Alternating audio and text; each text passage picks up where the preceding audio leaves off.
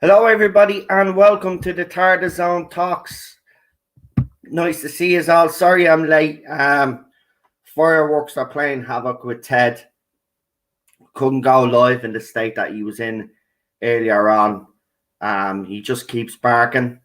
There's been a little bit of a break in the fireworks. Cheryl's just gone out for a few minutes, gone to the shop.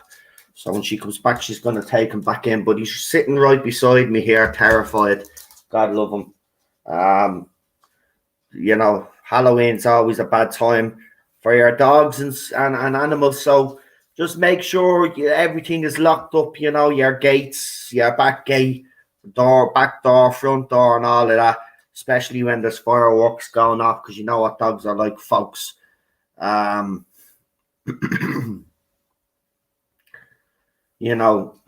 hate this time of the year. This and New Year's Eve.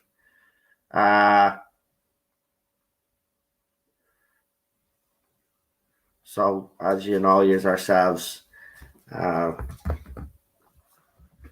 very, very rough. Nice to see you all in the chat. I've had to deal with people on Twitter as well today. Ever since, it's always funny. You call these fans out for their behavior, and then all of a sudden 15, 20, 30 of them start coming onto my account. I've had to block them all. And they think it's some sort of victory when I block them. It's not a victory, you morons, right? The fact that you're that toxic that I've had to block you ain't the victory. So you can get that out of our heads. The only reason why I'm blocking you is because I just want my life to be easier. Normally, I wouldn't block you twats and I'd actually come out after you all. But, I've got bigger fish to fry, So, as I said, I'll just continue to block these. But it's typical behavior. When a new series is about to come on, they start this crap about, companions being lesbians and non-binary and all of this other rubbish. And just because I've called them out, apparently I'm homophobic and I hate lesbians now. Absolutely ridiculous, but this is the kind of stuff that you get off these fans. They're brain dead. They're planks. They love this era, so of course they're brain dead planks. They wouldn't know an intelligent sci-fi show if it hit them in the face.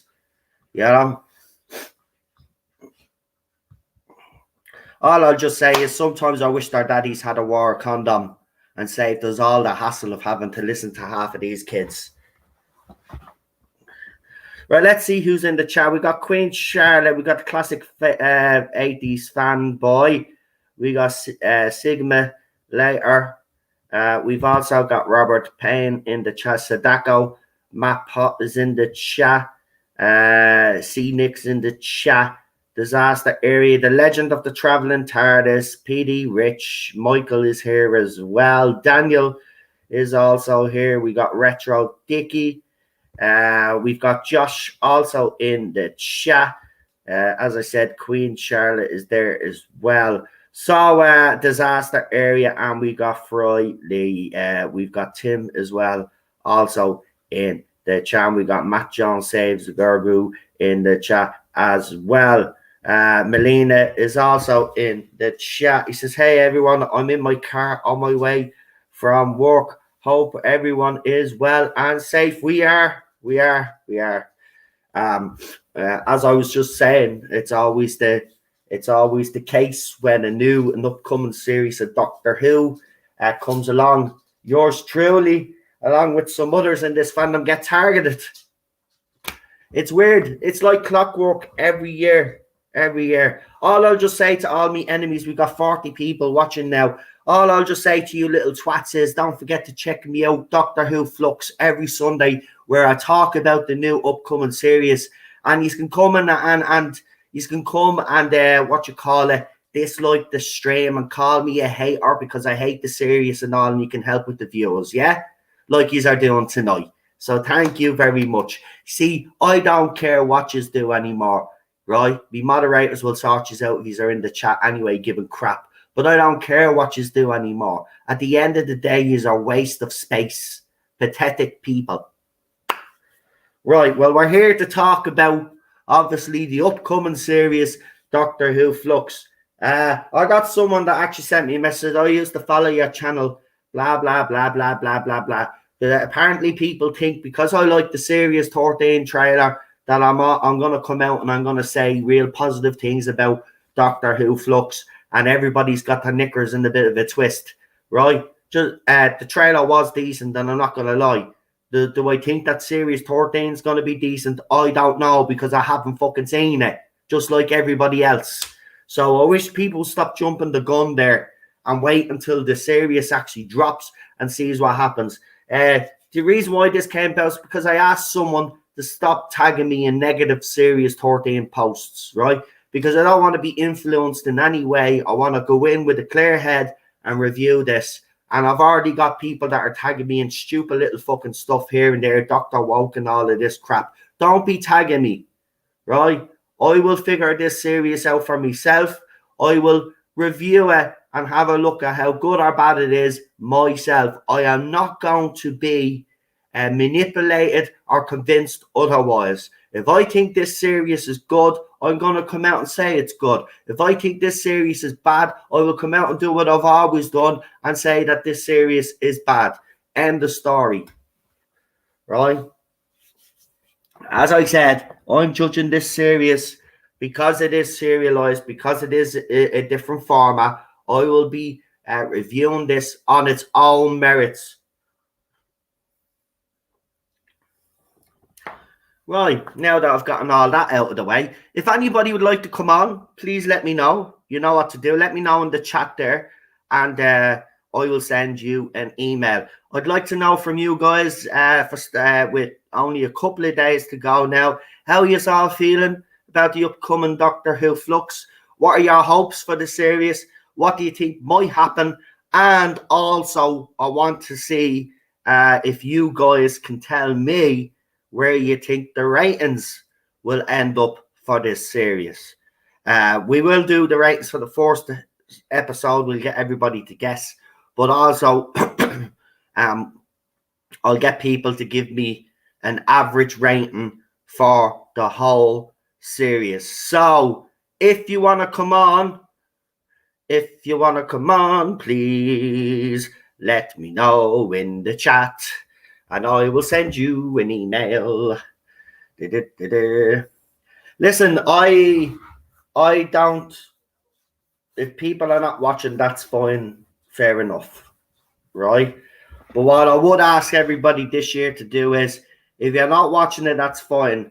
If you're coming in to watch my streams and listen to me and me panel during the next 6-7 weeks, whatever it is, yeah, I would suggest that you keep your negative comments to yourself. Okay, we know the last two eras haven't been great, or the last two series haven't been great, but at the end of the day, we're judging this one on its own merits, and I would like if people kept their negativity to themselves. You know, we already know what they've done for series 11 and 12. We don't need people keep repeating the same stuff again. We'll be just concentrating on series 13 here. So as I said, if anybody wants to come on, please let me know, because everybody seems to be a bit slow tonight, like myself. But if you just want to come on, give me usernames, let me know. This show doesn't work unless you guys want to come on. And as I said, send it in this chat so I can see it. Don't send me a private message, because I'm not looking at my phone right now. I've got about 700 fucking messages from all these J-bots. So I'll sort that out later on.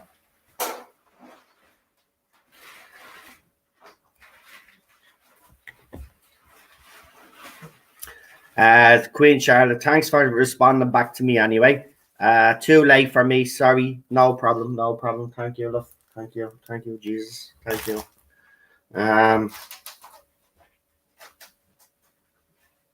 All we are saying is give Chibs a chance. Exactly. Look, it's his last series. I'm hoping for the sake of the show that he can go out on a high, so it's an easier job for RTD when he takes over. That's it. I feel fandom fatigue after all the fandom attacks and bad writing and the time this children. I feel I'm going to get through a series as opposed to enjoying the series. I come in with low expectations. Listen, I'm not telling everybody that they should praise this or say that this is absolutely brilliant. As I said, I will give my honest opinion on it. But already I see the naysayers are all out in force, and we haven't even seen anything. All we've seen is a trailer. And fair enough, people nowadays kind of do base stuff on trailers, but we haven't seen the whole series. So I can't judge the whole series until I actually watch it and review it with me panel. It's as simple as that. And that's the logical thing to do. And it's also the right thing to do. You know, as I said, you know, I'm not sitting here saying that it's going to be absolutely brilliant because we don't know. We just don't know. But at the end of the day, you know, as I said, for the sake of the show, you know, let's hope he can go out on a high. That's all we've ever wanted. Again, if you want to come on, let me know. Nobody seems to want to come on tonight. So this is going to be the shortest Tardis on talks I've ever done.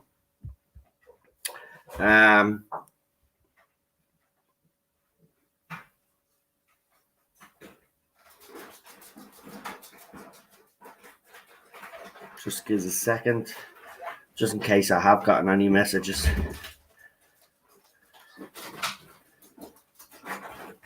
Well, it's okay, Daniel. You're not watching Doctor Who Flux anyway. So I just want people on that are going to be watching it anyway. There'll be no point of bringing people on that aren't watching it. Because they'll be only giving their point of view of the last two series, you know. So it's grand if you don't want to come on. Real Super Doctor said he'll come on there. Yeah, as I said, if you want to come in, you are more than welcome to come in. Just let me know. We'll get on Real Super Doctor and we'll start this off. We'll see what Real Super Doctor has to say and see if he's looking forward to it or if he's worried that we might get more of the same. And then we'll see what he thinks the ratings may be for the first episode. And then we'll do an average because I think people are under no illusions that the first episode might get an uptake in the ratings. It'll be the second and third episode, as I've said over the last couple of weeks.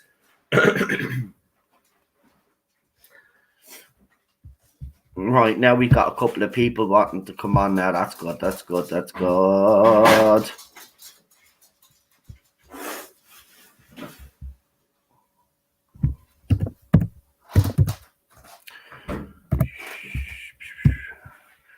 I tell you, it's just been a weird day. Bangers going off all the time.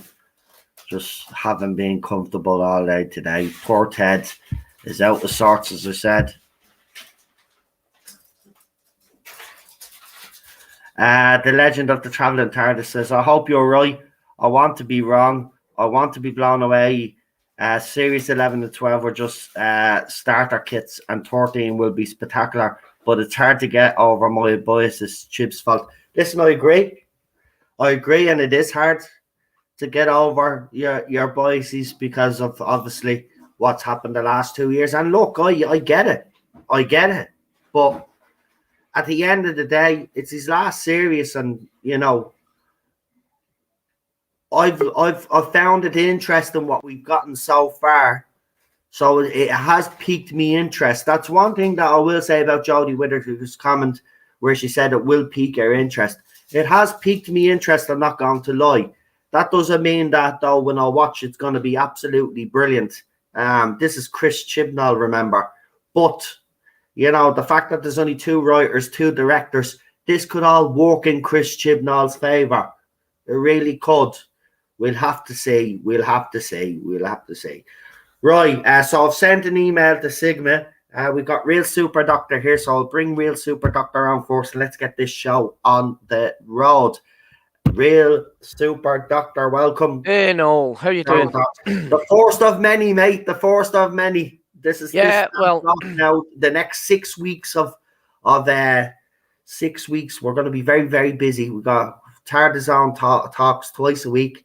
Yeah. We'll have the review panel Everything is going to be it's going to be very busy. But John, go on. Well, I'm going to be kind of cautiously optimistic when I go into this and watch this episode. I'm curious to see how things have improved, if anything's improved at all.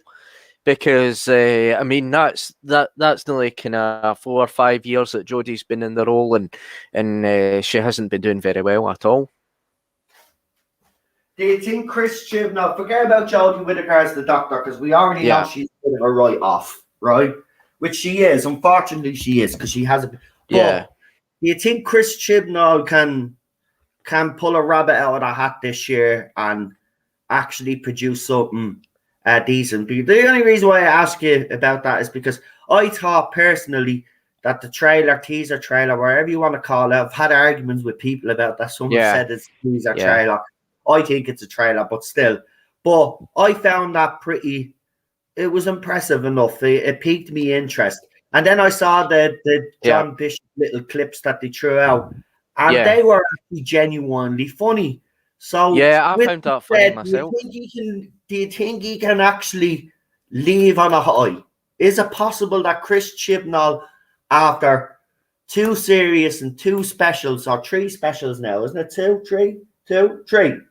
3 specials now, can actually pull a rabbit out of a hat and produce some of the best stuff that he has for Doctor Who? Because I will make the argument that a lot of people have made on this channel is that he did Torchwood very well. Now, if he does it along the line of Torchwood, right, and not really sci-fi at that much, but does it like the way he did it with Torchwood, can he actually pull it off? Because Torchwood was serialized, remember, as well, season 3. It kind of really depends on the audience and the way the audience is feeling right now, and how the audience is going to react to it. I mean, for all this time that Chibnall's been in charge, he's been giving out rubbish stories and that, and stories that haven't been holding the audience. I just don't know how he can manage it. But after seeing the Dalek, the Christmas special, I mean, he can write the Daleks to such an extent because. But even the effects there were quite poor. But I just don't know really, because seen from the success of Russell T Davies and Stephen Moffat, he hasn't got that strength as a writer to kind of carry off a story arc. It sounds like you're kind of like, on one hand, it sounds like you're kind of struggling to see where you can turn this around. Would that be true to say? It's very difficult when you've kind of sat halfway kind of through series 11 and 12, and it's still very mediocre, and the Christmas special's been mediocre and that, and I mean this could have won me over, and he could have wrote the 13th Doctor something brilliant, and it could have been just as good as Russell T Davies, Stephen Moffat era, and it could have been something. It could have been a winner with the audience and that. But in the first episode get about 10 million viewers, and I don't think it's ever going to get to that again, because everybody was curious to see what it was like, and because the writing was so bad and the acting was so bad, that it gradually started dropping. You know, it started to wane off interest and all that, and the marketing and the merchandise and the lack of merchandising, and people just laughing it off, and it's just losing that kind of, you know, grip in the nation like Doctor Who always had through the Moffat and the RTD era. I think this show, Series 13, is actually starting on a bad day, because it is the 31st of October and it's Halloween, and all the kids will be out celebrating Halloween and all that. People probably be out because they're desperate to go outside and all that, and go to restaurants and all that, and pubs and all that, and it does seem strange though, doesn't it? I said at the time when they announced that they were showing it on Halloween night, it is a bit of a weird one, isn't it? Because like it it's is weird. on a time where the kids are going to be all trick or treating. So I don't. Again, though, that's the brilliance of BBC. I wanted to ask you before you continue, Stephen Moffat. You have probably watched the video that I've thrown up on my video on my channel. It's about 40 seconds long. So Stephen Moffat apologized to fans for giving away the fact that the Weeping Angels were in it. Well, Stephen, I just wanted to actually tell you, you've no reason to actually apologize, because you may have come out and said that the Weeping Angels were in it, but a leaked photograph of the Weeping Angels was shown a couple of weeks beforehand, so you have nothing to apologize for. Also, he said he watched the trailer, the newest trailer, 413 times, and it's the best Doctor Who trailer that he's ever seen. And he's going to be sitting down to watch this current era while he had his Weeping Angel behind him. Also, he said that Chris Chibnall was mad at him because he did give away the Weeping Angels, but Chris Chibnall thought he had more power basically than he actually thought, because apparently he was going to send a couple of lads around. It's all joking, Camilla, but he made the joke. He made the joke that, oh, well, Chris Chibnall thinks he has more power. Yeah, it was funny. If you haven't seen it, it's only 40 seconds long. Go and check it out. It's on my channel, right? So some of you can actually make a comment on it if you come on and I ask you about Chris Chibnall. But we got Sigma there as well, so we might as well bring him in. Is there anybody else coming on now? Because I don't want to. I'm not going to continue yet until I see if there's any more people, because I'll bring on another 2 more people. So if there's 2 more people willing to come on, let me know. That'll be the panel, and we'll just move on. Remember, Tardis Talks is not a what you call it, is not a normal panel. We don't have set guests. We bring on whoever we can. So if you want to come on, please do. Noel, can I ask you be doing your own reviews as well? Yeah, I will, Daniel.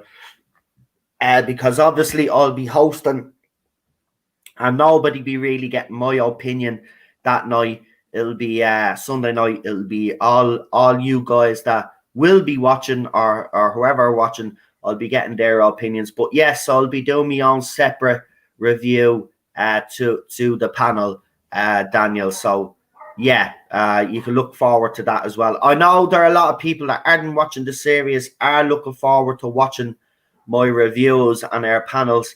And trust me, guys, if you've been around for the last two years, John will tell you this even, the panels do be absolutely fantastic. And they do get very heated because sometimes people don't agree. We're not going to be staying on that long, Josh, anyway. Sure, I can come on, but I need to leave in an hour and a half. Listen, I'm not even going to be on for an hour and a half because Ted, as you can hear, Ted is in the background there, just fucking, God love him. And, you know, I need to rest before this weekend because it's going to be fucking, we're going to be busy now over the next few weeks. Sure, if people follow me on Twitter, you see how bad me bleeding Twitter account has been. These fucking kids are bleeding crazy, man. Seriously, yeah, man. well, once this era's over, they're gone, and it'll all be forgotten about, or maybe when we get a doctor that we all agree on. I mean, and if something isn't right, they'll all be piling top of us again. Right, I know Josh. See, I keep doing this because I think Josh had 2 email addresses originally, so I just have to go into it. There's his because he sent it to me again. Yeah, it's the JFO. Okay, it's that one. Okay, because there is 2 of them here with the same yoke, and it gets fucking confusing. One is Rogers and the other one's Productions, so I have to send it to the right one. Hold on, I'll also see if the Spacebook is around, because I know he wanted to come on, because I did tell him I was doing this. Now I know I'm a bit late and he mightn't be able to come on, but we'll definitely be getting Dan from the Spacebook on sometime, guys, because you know, that's what happens. A lot of people do their own reviews, but they also like coming on other people's channels, supporting this channel as well. That's what we do with each other now. We support each other while we're doing our reviews. It's a really nice community. If you're new to the community, welcome. You will find everybody is very pleasant in this chat. You might hear rumors that we're all toxic and stuff like that, but it's just not true. But John, go on, finish your point that you were going to finish. I'm going to bring back on Sigma because it looks like he's dropped out there. We'll see. I think that's him in now. Yeah, I've sent you. There you go, Josh. I have you there now. Just give us a second and I'll see if Dan is coming on. All right, there we go. He could be in bed, though, because we had a late night chat. We had a late night chat the other day because I wanted to talk to him about something, and he was very good to ring me. And we had a bit of a chat we did the other night. It was nice to chat to Dan. I haven't actually sat one-to-one with Dan in a long time and had a bit of a chat with him, and it was nice, I have to say. But we'll bring on Josh as well. All right. So while we're waiting on Sigma to sort out his internet connection, we'll welcome Josh. Hey, hello. Josh. I'm doing good. Just got something new in my news feed, hot off the press. Edgar Wright, who is famous for, he's going to be doing The Last Night in Soho with Matt Smith. And he works well with, the Hot Fuzz people. What are their names? The two great comedians, Nick Frost and Simon Pegg. Anyway, so he's just, there's a fresh article saying he wants to be the 14th Doctor. And who else wants to be the Xena Warrior Princess. Lucy Lawless also wants to be. It's like one big free-for-all now. Yeah. Well, listen, just a matter of interest, actually. Marty, who does Beyond the Channel, directed me to a video that was on YouTube from about a month ago when the NTAs were on. David Tennant, as you all know, won an award for Des. And during this video clip, Michael Sheen is actually introducing the nominees, and he calls out David Tennant as the winner. But himself and Russell T have an interesting interaction, which has made a lot of fans speculate that Michael Sheen could actually be in the frame for the 14th Doctor. It looks like the two of them are very pally. He was giving Michael Sheen a stand ovation, even though David Tennant had won the award. There's something going on there, because you've got to remember this announcement of RTD was already made when he was at the NTAs. He already knew he was showrunner, right? So could be nothing, right? We could be reading into just something that's just normal behavior from the two of them. But I found it a bit. I did while watching it, the interaction between the two of them. I would not be surprised if Michael Sheen is one of those names, but we have mentioned him on this channel anyway. But I think there is seriously something in the whole Michael Sheen stuff. Their interaction just seemed a little bit too friendly. Something is going on behind the scenes sort of attitude. Yeah. Whether it'll happen or not is another thing. I know Josh, by the way he's shaking his head, has doubts on that. Josh, again, just to remind everybody, who do you think they'll actually cast as the Doctor? You know something, I think it's too early. I wouldn't be surprised if they're not even officially looking. It's like what they're doing with Daniel Craig. They won't be looking because they don't want to distract. At this point, it's all around Jodie and this season Flux. And they don't want to distract from the current product. So they will start their search after that time. So who it will be, I mean, everyone has their lists and whatever, and it's never, ever who we think it is. So, I mean, you know, there's one thing being optimistic, but when you're looking at these things and making more of it than it is, you're practically spending lottery money you don't have just because you bought the ticket. I don't know. It's a wait and see. I've even seen an article that suggests that Davies won't retcon it. Who knows? It's just one big unknown, and that's partly the appeal of Doctor Who. Like, we don't want to know who Doctor Who is. We like the mystery, and I'd like to see it go back to what it does well. And I made a comment earlier in the comments. It's like, they're having it start on Halloween. And I think the scariest thing, because I hear that Jodie Whittaker is dressing up as the Doctor for Halloween, and that's pretty scary. So we'll see. Well, yeah, we will have to see. I mean, Michael Sheen is keen for anybody out there that thinks that he mightn't or is too big for this role. Apparently, Michael Sheen would love to play the Doctor.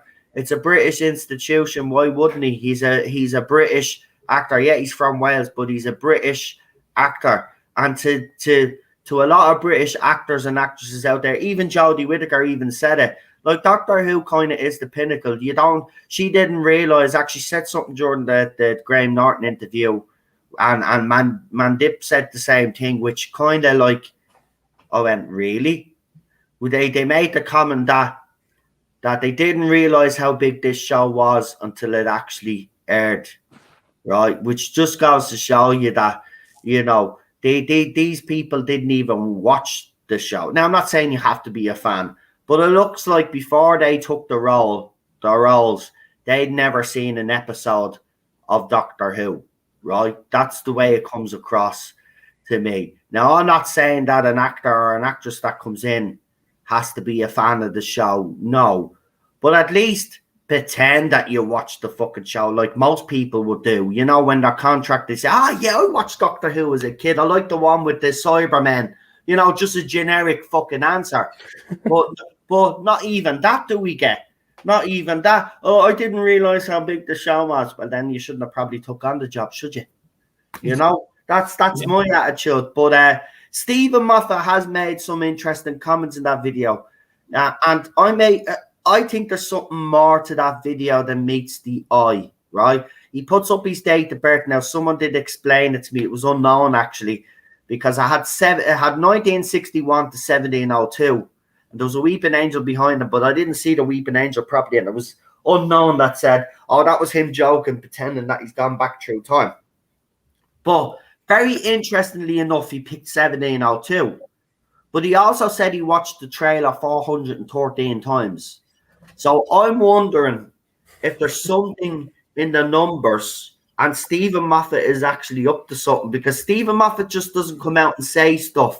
Stephen Moffat is always cryptic with his stuff. We know what he's like. He's always been like this. So this trailer, I'm telling you, I would, as I said, if people haven't seen the little clip, go and check it out. It's actually very interesting. But the fact that he said 413 times is still sitting on my head still to this day. No wonder I wasn't sleeping properly yesterday, because that number just kept flopping in my head. But he's up to something. He's up to something. I wouldn't be surprised. Look, I said this the other day. I wouldn't be surprised if RTD and indeed Stephen Moffat have probably come back as shadow writers and helped him with this Doctor Who Flux rubbish. Because yeah. Because this doesn't look like something Chris Chibnall would do, right? This does, if you look at the trailer, it does look big and spectacular. And Chris Chibnall's never gave us it. He's always talked that it's going to be big and huge and it has to be better than the last season. But this truly does look like it's going to be something. Whether it's going to be something good or not, that's the thing that we're all, because you can polish a trailer. I will agree with people that say you can polish a trailer up and make something look better than what it is. Yeah. I get that, right? But that trailer and that little clip with Dan, I have to say, it's not a bad start. It's piqued me interest, as Jodie Whittaker has said, but will it live up to expectations? And this is the question that we have every year. But welcome, Sigma. I think we finally have you. Yes, my internet seems to be stable now. Hello, everyone. Nice. I think that's one of the problems with series 11 and 12 is it lacked humour, and that's how Chris Chibnall has got John Bishop in it. To inject a wee bit of kind of humour. Do you think it'll make a difference, though? Well, it's always that, if you look at the Tom Baker era, it's got always that tongue-in-the-cheek humour. That kind of funny humour that you can understand and anybody can understand, and how the Doctor is and how the Doctor behaves and all that, and the way it was written into the script and the story.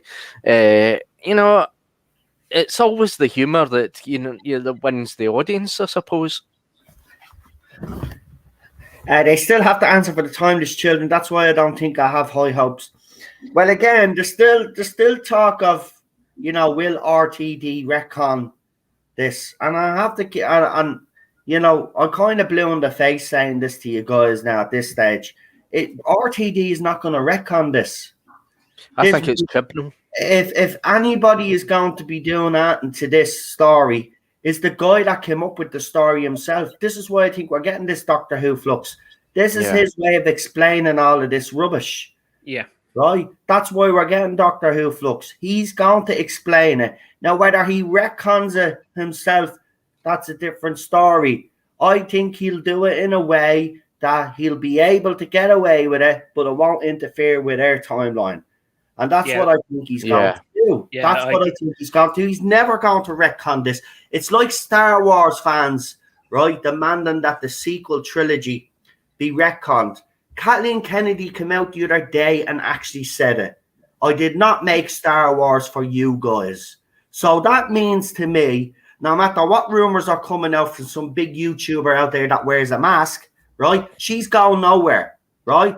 They're not going to retcon the sequel trilogy, just like they're not going to retcon what Chris Chibnall has done, right? There'd be uproar. Yeah. This era still has fans, whether we like it or not. There'd be uproar, and they don't want to get on the wrong side of them. So I think people need to get that out of their heads, and I've been telling you for months and trying to prepare you for months, but nobody seems to be listening to me. If that is a sticking point for you, right, as I said, you have two choices then. He's either walk away or he's accept the fact that he's not going to retcon it, but RTD will soft reboot his era and we'll just continue from there. That's the choice you're gonna have, right? There's no other choice. They're not retconning this. See, what I think is going to happen is Chibnall's going to say that Tecteun is the Doctor. I've heard another rumor. Shelley actually sent me rumors, which I have to read out actually. But they reckon she's not the Doctor. She's someone else completely. Yeah. Yeah. Actually, she's the first Time Lord, and she's the timeless child. Tecteun apparently is supposed to be the timeless child, so she's actually torturing herself. Yeah, it's the bootstrap paradox again. Yeah. Right. That's what the information that Shelley gave me. Right, was. Now, I haven't read it all, but I will read it out tonight because she sent it to me on Twitter for everybody. It's public anyway. It's not hidden or anything. But I will read it out shortly. But, at the end of the day, as I said, it's like the whole Star Wars thing. Kathleen Kennedy proved right away, number one, she's gone nowhere. And number two, she didn't make Star Wars for original Star Wars fans. And she's come out straight and said it wasn't for them. So it's the same with Chris Chibnall. Remember, his production team have come out and said it. While we're in charge, we'll write Doctor Who how we want to write. It's not a democracy. And the fans have a problem with it. Tough shit, basically. Yeah. So, they're not, I'm telling you, they don't really care. Right? So fans need to, you do have a choice if it doesn't happen. Look, I hope it gets retconned. I don't think it will. I think it will be tidied up like we spoke about.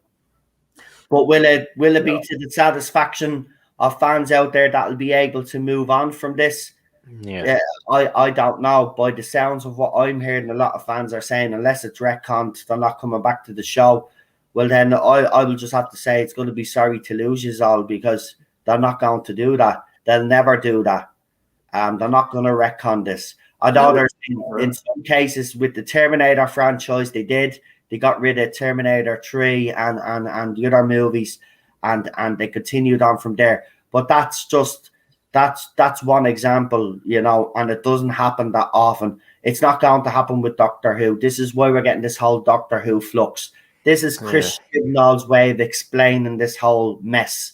Right? Now, will it be to the satisfaction of fans? Well, we'll know after 6 episodes, won't we? And then we'll know after the special. So we'll just have to wait and see. But, boys, is there anybody on the panel? I'll ask you right now. Is there anybody on the panel? Just let me know very quickly. if Chris Chibnall doesn't retcon this, right? Are you in or out? I'll still be in. I'll still be in. I've already written off this era in my head canon, so it's not going to affect my enjoyment of the RTD era. I think I'll be out. I just, Doctor Who has a special place in my heart, and the amount of damage that they've done outside of the retcon, I just, you can't repair that. It's, the analogy I've used many times, and I think it's so apt. It's like a relationship, and you love the person for so long, and then you find out they cheated on you. It's hard to come back from that. It really is. And as much, Noel, as you say, oh, they'll never retcon it, that you said there'll be an uproar. But at the end of the day, there's the consequences of doing it. But sometimes there's also, you got to consider the consequences of not doing it. And if you get more fans by doing it, money and merchandise and fans talk. So I wouldn't rule anything out. I'm not optimistic about it, but BBC Studios and Bad Wolf Productions won't retcon this. They've got their own plan. That's what I've been told.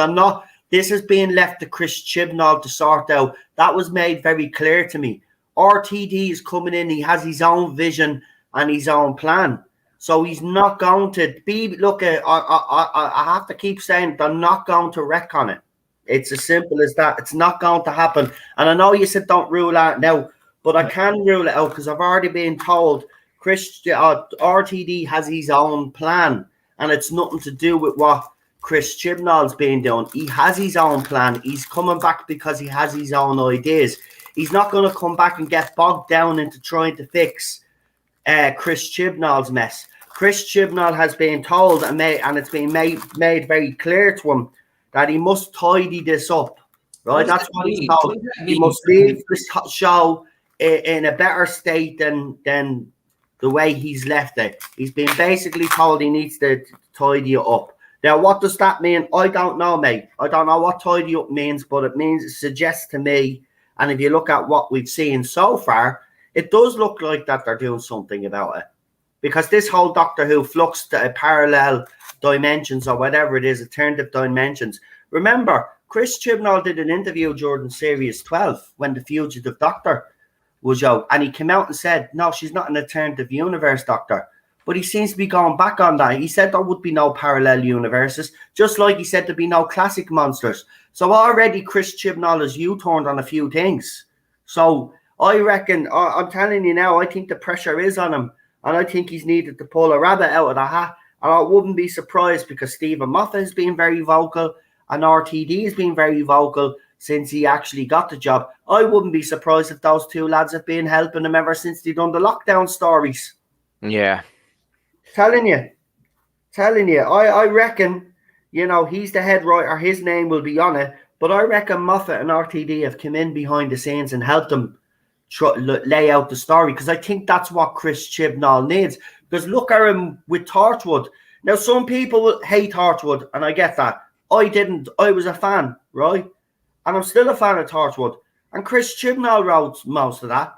But look at his stories. Some of them were actually brilliant. But he had RTD and Julie Gardner behind him because they were the executive producers. Yeah. So if he has someone behind him watching what he's doing, he can actually do something decent, and we've seen it in the past. So I wouldn't be surprised if they're helping him with this last series, and that's why he's gone. I'm telling you, I wouldn't be surprised. But look, we all have our opinions. That's mine. I know for the fact that this is not going to be retconned by RTD. Let's just see. We don't know. We can't. I'm not going to predict the future. If I could predict the future, I'd buy a better lottery ticket. But let's just wait and see. Yeah. But you have to look at it from the moment Capaldi regenerated. I mean, I don't think it was the regeneration that caused the TARDIS to kind of break up like that. No. I think the TARDIS entered a dimension. You know how the TARDIS the 10th Doctor says that the TARDIS couldn't travel between dimensions at some point, and I think it was this kind of dimension that it didn't recognize, and it was just a kind of parallel dimension, just like Earth. And that's why the TARDIS kind of broke up, and she was flung outside the TARDIS. Well, it is falling apart because there's been some leaked photographs put out, and they're legit. Actually, they're from the trailer itself. Someone has been very cleverly been able to stop it at a certain point and take some screenshots. The columns on the TARDIS are actually turning black. They're dying. Yeah. The TARDIS is actually dying. So that part is true. So if you add that with the TARDIS dying, right, and then I was told that Yaz is going to be left in one of these, she's not going to be able to get back to our universe, which means she's going to be stuck in this universe, right? I'm telling you, man, this whole thing, he's doing universes, and the only reason why he's doing it is because he was told to fix the shit that he's actually done. And this is the only reason why he's doing it. Doctor Who Flux wouldn't even exist if he hadn't done the Timeless Children's story arc. I guarantee it. We would have got something completely different. But every time he's tried to do something, BBC have looked at no. Which kind of begs the question why they didn't fire him after Series 11, considering he's come out in an interview himself and said he tried to hand over the TARDIS keys long ago, right? Yeah. And it's ridiculous. So you're basically letting a man run a show that doesn't want to be there. So the TARDIS is dying. There's photographic evidence to show it. It's definitely dying. Now, interestingly enough, though, this rumor has been flying around since Series 11, though, right? Because I first heard this rumor during Series 11. I actually did a video on it, that the TARDIS was dying, right? Yeah. Now it seems like it's happening in this series. But this has obviously been something that Chris Chibnall got to do. I'm being honest, I don't think the TARDIS interior went down well with fans. And I think he did. I think he was going to destroy the TARDIS console during his era. But he's only doing it now for this mess. But TARDIS is dying. I've seen photographs. Jodie Whittaker's Doctor looks like she really is in danger this time, which is good to fucking see. The only thing that did annoy me about the trailer was it started off with the fucking sonic screwdriver again, didn't it? Like, always with the fucking sonic screwdriver. Like, but still, I have to be honest, the battle scene with the Sontarans looked pretty impressive. Look, all I'll say is for Sunday, for the first time in 2 years, I'll be sitting down more relaxed than I have for the last two series, right? I was bulling when Series 11 came along. When Jodie Whittaker did our line, I said, I'm the Doctor. I nearly picked up my TV and threw it out the window. That's how angry I was. Because Cheryl was sitting beside me and she was clapping and she was cheering because at the time, Cheryl was actually, on board with a female Doctor. Of course, 3 episodes in, poor Cheryl's face. See, this for me was worse, right? Because I already had made up my mind, right? Which is fair enough, right? That it was going to be bad. And it did pan out that way. Cheryl didn't. Cheryl thought it was actually going to be, she was going to give it a go, right? And she was impressed with the first episode, like a lot of other people were. And Ballstreck actually did a decent review of the first episode. He said, give it a time. Our Doctor is a bit wacky, but let's see if it's just because she's just regenerated. And it was the second tour. But I looked at Cheryl during the 3rd episode, and God love her face. You could see that joy and excitement that she had 2 weeks ago just disappear, right? She actually fell asleep the next week. So we were sitting down and I was half asleep. That's how bad Series 11 was, right? So that's why I'm going in with no expectations this year. And, I've put the other 2 seasons on the back burner. This is now serialized. So the way I've looked at it is he's trying something new yet again, even though it's not new because they serialized Doctor Who before. But according to him, it's something that's never been done before because he's not really a fan. He thinks he comes up with all these concepts.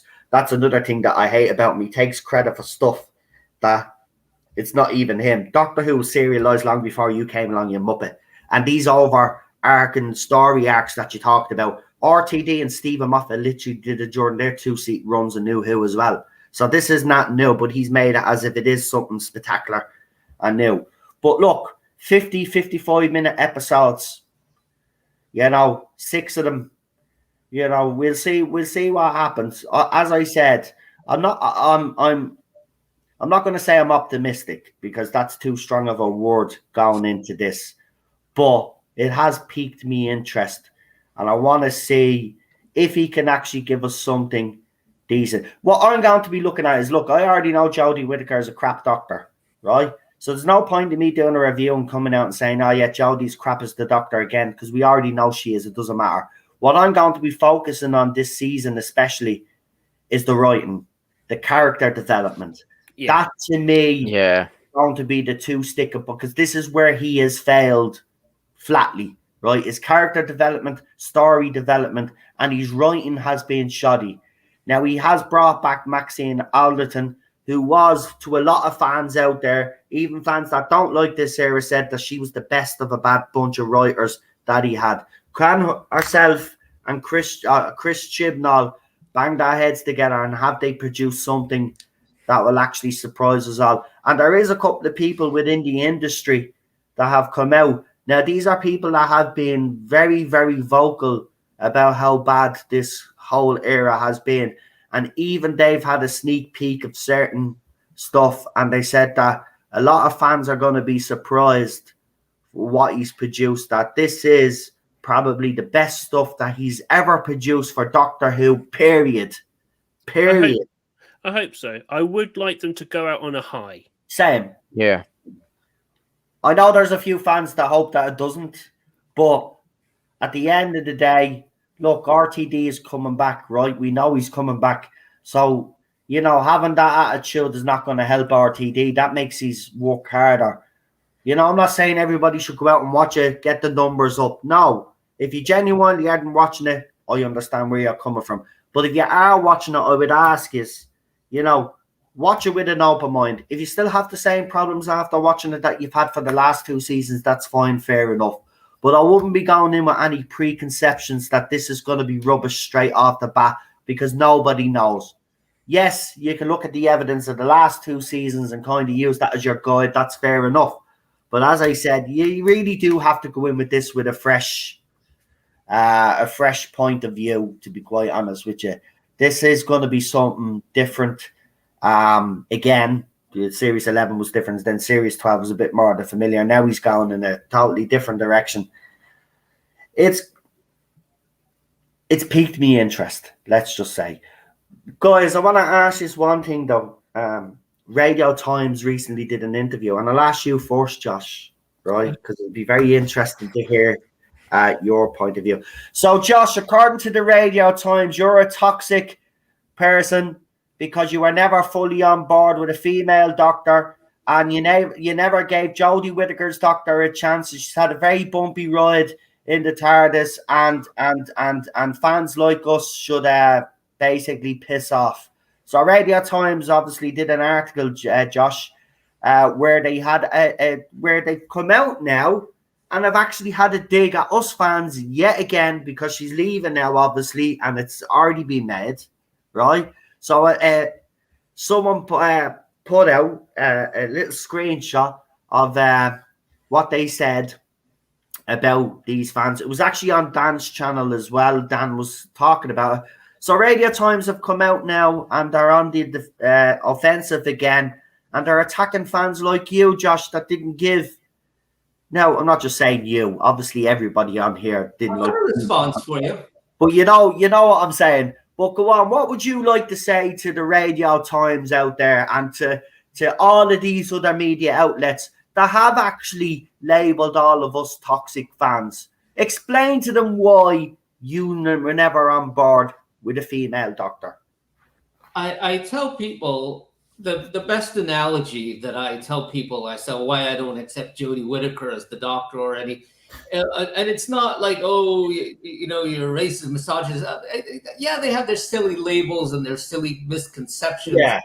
But at the end of the day, I tell them, you know what? It's not like you would have, this like Hulk and She-Hulk, or Wonder, you have Wonder Woman, you can have Wonder Man. But what you're doing is saying, oh, here's Wonder Woman, but played by a man. And that is ridiculous. And that is exactly someone. This is a role that's been established for longer than I've been alive. And my graying hair tells you I've been around. I started in the 70s with Tom Baker, and had all these special moments, and it's been established. I mean, you look at a guy like Martin Luther King. He was killed when he was 39. Now, if you're going to anyone who says, "Oh, you have to accept Jodie," I always say, "Fine, I'll accept Jodie Whittaker as the Doctor the moment you accept Jackie Chan as a Martin Luther King or a Malcolm X." Yeah, exactly. Yeah. No, I get what you're saying. Right. I get what you're saying, and it's a valid, or Idris Elba as the Queen of England. I mean, come on. valid point. But again, it just goes to show, right? And I'll let you answer this, Josh, and then I'll get to the other guys on the panel. Sure. But it just goes to show you, doesn't it? They know it's coming to an end now. I'm actually very disappointed in Radio Times, and I'll tell you why. Look, yes, over the last couple of years, they have been slamming fans on their side. Quite a lot, actually, right? But they had seemed to have changed their tone when RTD was announced, and some of the journalists that were there were willing to come out and actually say, well, maybe this era of Doctor Who wasn't as good. But now we're a couple of days away from the series dropping. They've just wanted to remind the fans of this era how toxic we all are. Now, here's another thing. Another TV magazine, I think it was called TV Times or TV Now, did an article about the upcoming episode. And BBC have pulled another blinder, because it seems like, for anybody that doesn't know, when an upcoming episode of a brand new show is coming up, or indeed a new show is airing, what happens is the BBC get a lot of journalists together, whatever the show is, and they give them a sneak preview of what the episode is about. They let them watch the episode, basically. It's embargoed until the episode actually drops. But TV Now magazine have actually hit out at the BBC, because according to them, the BBC wouldn't let them review the episode, right? And they actually have a dig. So I'll read out what they say, Josh, because I want to get your opinion on this, because this is the funniest thing I've ever seen. I even put it up on Twitter. I'm just finding it now. Hold on. But wait till you see. I wrote BBC play a blinder. But while you find it, I'll tell you, the hiring of RTD back is a panic move. Oh yeah, 100%.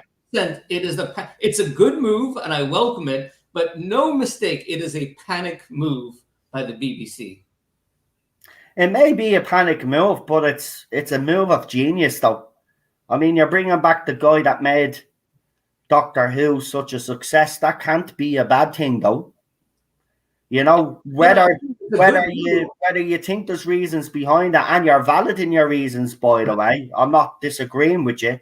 It does seem like a move of panic, but to bring RTD back is a stroke of genius. Whoever brought him back. Now I know what's his name, Piers Wenger is taking credit for that. I wouldn't give him credit for that, to be quite honest with you. But he's taking credit for that. But I do think it is a stroke of genius. You're bringing back the man who put Doctor Who on the map. You're bringing him back. You're bringing back the most successful showrunner during the New Who run. Of course, it's a stroke of genius. Because look at him. He's just recently won awards for his shows, so he's hot right now. To bring him back was very clever piece of marketing.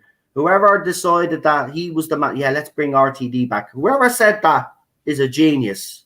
It's Right. a great move, but it's also a panic move. It's both. Oh no, I agree. Of course, it's a panic move. Like, why would you go back? No show. I don't think. I think there's one or two shows that are the exception to the rule, but I think this is the first British show, as far as I'm aware, that they've brought back a former showrunner. So that tells you everything that you need to know. Yeah, the show, no matter what these other fans say, this show has been in a state for some time. Where is this bloody fucking tweet? But it's funny, just to go on a point you mentioned before that you liked Jodie's first episode, and I really thought some parts of that were just insulting to my intelligence. Like seriously, the fourth Doctor dies from falling off a tower. She gets blown out of space. She should burn up in the atmosphere, but we're just going to accept that she fell to Earth, went through a train, and is just fine. I'll play devil's advocate there, right?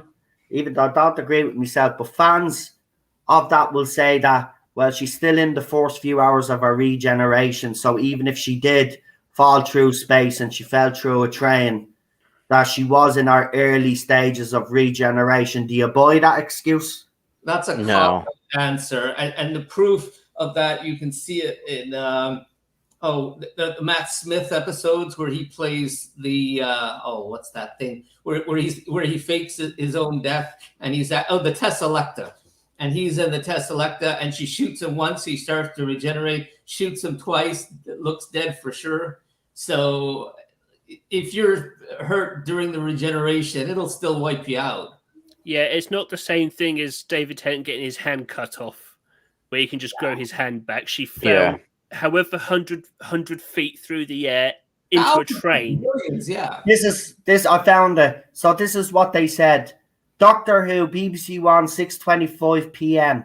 Disappointingly, tonight's episode was not available to us to view as we were sending the magazine to press. In addition, the BBC are so resistant to release any info about the show as if they daren't admit it even exists. Right? This is from an actual magazine, right? That we all can tell you as Jodie Whittaker returns for a 6-part story called Flux. The opening chapter is called The Halloween Apocalypse, and John Bishop joins the Tardis team as a man called Dan. So this magazine was not given, which normally do, get access to this episode, but they said that BBC wouldn't even let them watch it because they're probably afraid of it. See, this is another thing that they're so guarded with this. Isn't that they're afraid one bit of bad press will derail the whole thing. But that's startling. That's never happened before. We've never had a magazine actually come out and say these words. It just shows in addition, the BBC are so resistant to release any info about the show as if they daren't admit it even exists. Yeah, it just shows a complete lack of faith in this era. Yeah, that's exactly right. Well, that's probably from the BBC's point of view, but everybody keeps, you've got to keep in mind that once this era is over, it then officially is with Bad Wolf Productions and BBC Studios. So RTD's era will not be under BBC. So wait and you see, even when he starts to speak up and his era is in full flow and we start getting information, when you see the difference in promotion, all the interviews that will be done, the behind the scenes stuff, it's going to be completely different. It's going to be completely different. But for a magazine to come out and actually have a dig publicly at BBC before the first episode even drops tells you how much, and I will agree with people on the panel, it does tell me that BBC don't have faith in this. So, look, again, I will say they made the decision to get rid of Chris Chibnall or whatever, whether he left or not, but pressure should have been put on him after Series 11. And if he really wanted to go, like he's actually come out and said that he wanted to go, they should have took his P45, right, handed him a nice big present and booted him out the fucking door and said, don't come back here again. That's what they should have done. Yeah. You see, they couldn't do that because they knew that it had been a failure, and they're trying to hide the fact that it's a failure. And and when this episode airs and after it's finished, we'll soon know if it is a rubbish episode or not. We'll soon know about that. I know under RTD things are going to be different. Now, can he produce the writing that we know he can? It remains to be seen, because he has said Doctor Who is one of the hardest shows that he's ever written for. Now, for anybody that's wondering whether he's going to insert agenda into his era, again, I would tell you, go back and watch his first era. You will be very surprised. The difference is, as I've always said, is his writing is so good. His character development and his story arcs are so good that he can have agenda in it all at once, all he wants. He has a clever way of not making the focus, but the actual story. So I think people will, because there's a lot of people saying that RTD is going to give us more of the same. Right? I don't think so. But you see, the thing about it is, yeah, you're right. On one hand, he will give us more of the same. But the difference is that he'll actually do it the way it's supposed to be done, the way he did it during his first run of Doctor Who. I think we're getting into very dangerous territory here, because I've already seen the naysayers say that RTD is he's always been woke. That's the thing. He's needed to watch his era, because obviously he don't understand what woke is. And that was the point I made during my last stream, because people were saying, it's going to be Dr. Woke. At the end of the day, he's always been woke. Look at every single bleeding show he's ever done, including Doctor Who. He just writes brilliant characters. He gives them a good backstory, so you get invested in those characters. And then overall, then you've got the story arcs that he's trying to do. And, so yeah, you know what? Before his era starts, I might go back and actually do New Who's on. I know I kind of felt uncomfortable doing the stories with Noel Clarke in them, but I think it will be a good idea to go back and do the RTD era again, because we never finished it, because obviously the Noel Clarke stuff came out.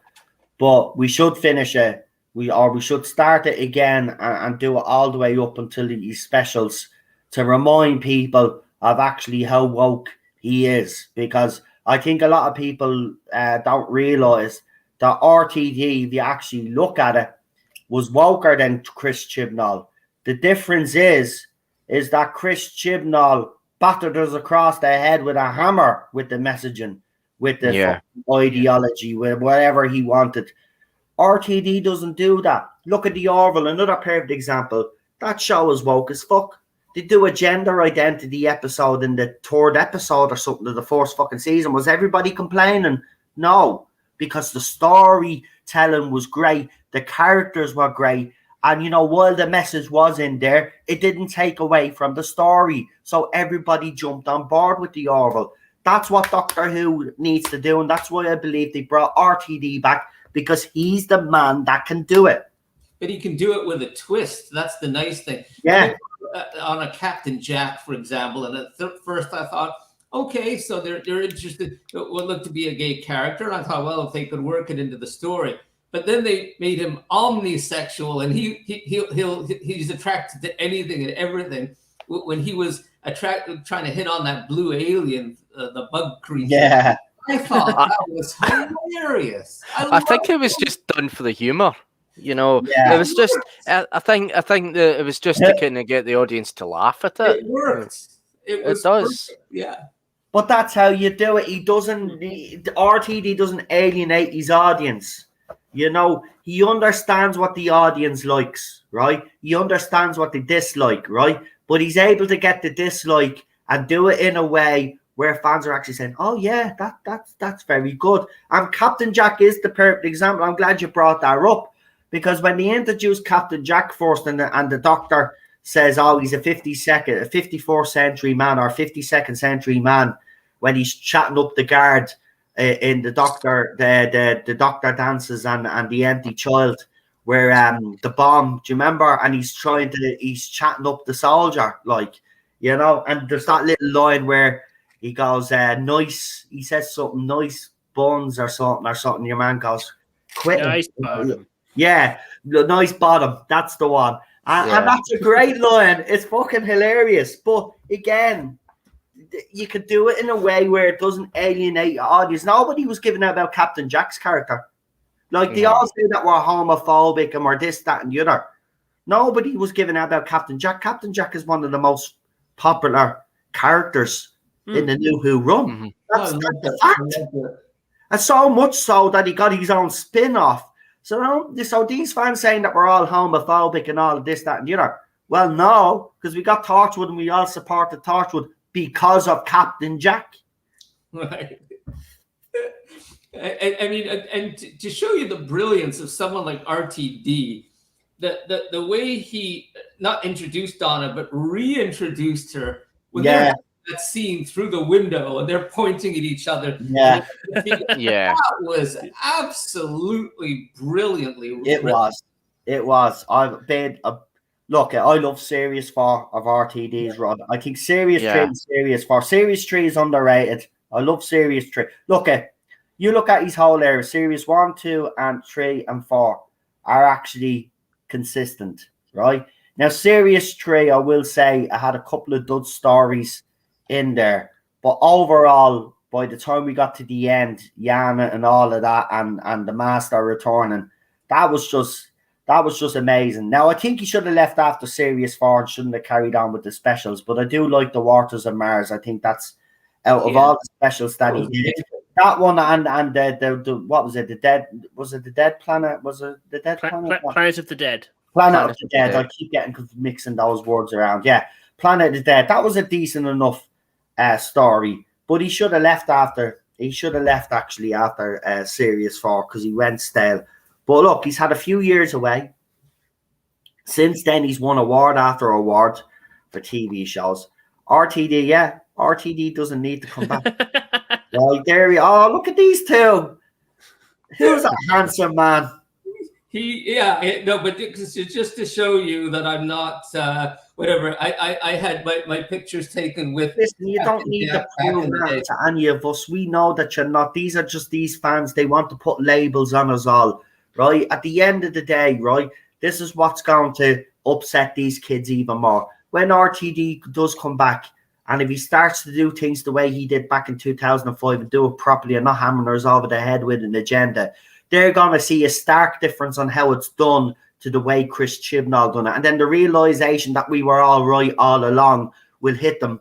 Then what will they do? They'll lash out at us because they can't accept the fact that we were right. And this is the thing. This is what we're seeing now in the fandom now. They all know deep down that we're right about Chris Chibnall. Right? We said it. Even some of them will admit that his writing isn't up to scratch and he didn't do Jodie Whittaker's Doctor any great service. Well, look, we go deeper than that. It's not just the writing. It's the character development. It's the agendas, the way he hammers them over the head instead of intertwining them into the story and making the story the focus, doing it the way RTD did it. So they're going to see a stark difference there. And they lash out like they always do. But my advice to them is once Jodie Whittaker leaves, a lot of you said that you were going to go. Go. Don't come back into this fandom. You aren't welcome. Now, I'll go back to the Radio Times because I didn't ask the other two lads. I did ask Josh. But I just want to add, right? I would have no problem with Radio Times doing articles like that if there is some section of the fandom that have been really awful towards Jodie Whittaker. But at the same time, I would say this to the Radio Times. Well, why aren't you actually doing articles on Jodie Whittaker's fans? The fans that have sent death threats have been abusive, right? That have rent people off social media, tried to take down people's YouTube channels, harass them on a daily basis. Why isn't the Radio Times calling out those fans as well? I wouldn't mind if there was balance when it comes to the journalism, but you've got Hugh Fullerton again. Yeah, it's obviously him. It's always him, isn't it? We got Hugh the Shield Fullerton, who I don't think is a great journalist whatsoever. I mean, he literally made an article out of nothing the other day, right? When John Bishop was asked, would he go back to Doctor Who, right? And he said if he was asked, he would have to see how his schedule is. But he was able to twist that somehow and come out with an article that Mandeep Gill was going to be staying on Doctor Who because of the comments that John Bishop made. That's how bad the journalism is right now, right? Yasmin Khan is gone. Dan is gone. RTD will bring in his own people. There's no way he's going to take an existing companion and bring her into his era. There's no way. There's no way whatsoever. She's not a good actress. Sorry. But Mandeep Gill is not a good actress, right? She was in Hollyoaks. That's her level, right? Actually, someone give her back. They probably got rid of her out of Hollyoaks because she was that bad, and unfortunately, we got her for Doctor Who. But what I'd say now is get your ass back to Hollyoaks and stay there. That's where you belong, right? Jodie Whittaker's career, I think, is finished, to be quite honest. Yeah. I don't think she can survive this. She'll start doing her own stuff. And watch this, she will. Because she's already come out and said that she's going to be producing and directing her own stuff. She actually recently did a film, I think, on pregnancy and women and stuff like that. So that'll be the type of stuff that she'll do. She'll be on I'm a Celebrity, Get Me Out of Here in 3 to 4 years from now. Her career is gone. Chris Chibnall has ruined her career. She's never surviving from this. Chris Chibnall will survive because he is a writer, and writers are treated differently to actors. But he will fail upwards, whereas she's going to tumble down now. As soon as she leaves Doctor Who, that's it. She's done. She's done. And I think she knows it deep down. That's why she won't talk about her leaving. And then apparently she was thinking of doing a U-turn. Well, thanks be to God. Thanks be to God she didn't. Because, you know, I think then it would have been forced upon the BBC to say, well, listen, love, you know, bottom line is you're just not good enough. So here's your P45. But, you know, it didn't come down to that. She decided to go, so they didn't have to do that. But I reckon if they had decided to stay, they would have actually made their move and got rid of them, to be honest. Because even BBC now, if you've noticed, BBC, the organisation themselves, they've changed tact over the last few weeks. They've come out against Stonewall, isn't it? And now they come out with a big statement this morning about how they're going to be impartial from now on, and that it's important that when they actually report on stuff, that they report it from every angle now, which they haven't been doing in years. Apparently, there's a whole review done, and this was the final report, and they put out a report. They did. So BBC already are making changes. Now, I will make it clear, BBC will have nothing to do with RTD's era. It's BBC Studios and Bad Wolf Productions. But the fact that the organisation themselves have seen that what they've been doing is going to be unsustainable, they're even starting to change tact now. Is it too late? I think it is. I think BBC are trying to save themselves now because they know that they're on their last legs. But to see that they are actually changing is very telling to me. I think they're going to stop pandering to these little twats because they know it hasn't done them any good. And rightly so. And as I said, when Jodie leaves, you go. Leave the fandom. The only reason why this fandom is toxic is because of you guys. Before you guys came along, this fandom was actually okay. I'm not going to say that it wasn't volatile sometimes. Of course it was. Under Stephen Moffat, it was definitely volatile. But it was never at this level of toxicity, right? So if you want to know why the fandom has been so toxic, just take a look at yourself. If you're one of them that have come out and attacked anybody for having a different opinion about your precious doctor, you guys are responsible. So when she leaves and Chris Chibnall leaves, pack his our bags, right? Walk through the door. Don't let it hit you on the way out and never come back to this fandom. You ain't welcome. You ain't welcome. That toxicity. And this is why I've been calling them out lately and I've been getting stick, right? If you're going to come out and make jokes about an old woman's health, you're going to come out and make sick sex jokes, right, in this fandom and continue that behavior, I'm going to call it out because that behavior is not the behavior of a Doctor Who fan, right? And if you have a problem with me calling you out, I honestly don't give a flying F anymore, right? At the end of the day, that's what I used to do, and I'm going to do it. I'm going to make sure that yous are either rent out of this fandom or you leave of your own accord. But you ain't staying in this fandom anymore. We're moving on. When RTD's era begins, we're not putting up with this bullshit anymore from you guys saying that we're racist, sexist, homophobes, and all of that. You will be called out. You will be screenshot. You will be put up. And I don't care what happens to you after that. If you are willing to put something up online for everybody to see, well, then don't be coming crying to me if people go and actually pull you up on your comment. That's what happens. And that's what will happen. We're not tolerating this behavior anymore. This fandom is going to move on. This fandom is going to get back to some sort of normality after you guys are gone. And we'll make sure of that. We'll make sure of that. Go on. I was just going to want to bounce a thought off you because you made me think of something. I'm just wondering what your opinion is on this. How many people, perhaps, and I think this might be a factor, and want you to weigh in on it. How many people went to the BBC, canceled their license, and when they ask why, they say because of what you did to Doctor Who, and that is a factor at play here. It may not. I'm just curious about your thoughts on that. I did. Well, I do know for a fact that during this era that a lot of emails concerning this show have been sent to the BBC. I do know for a fact that when a meeting was called with the licensees, they were asked what they thought the issues were and what needed to happen, right? The licensees made it very clear that under Chris Chibnall, that there was nothing to market. There was nothing valuable that they could make money off, right? So when RTD came in, he had a word with the licensees and he put them on. This is the reason why he's back as well. It's to put the licensees at ease because RTD did make it successful and they all made a shit ton of money when he was showrunner. That's the reason why they've brought him back as well, to stop the licensees from walking away. Because what was going to happen was if Chris Chibnall had stayed, the licensees were threatening to pull out and cancel their contracts. And BBC and BBC Studios cannot afford to lose that money. So a decision was made. Look, it's still early days whether he can. It's still early days. Hold on. It's still early days if he can turn this around. But guys, obviously, what do you guys, John? What do you think of Josh's comment there, and what do you think?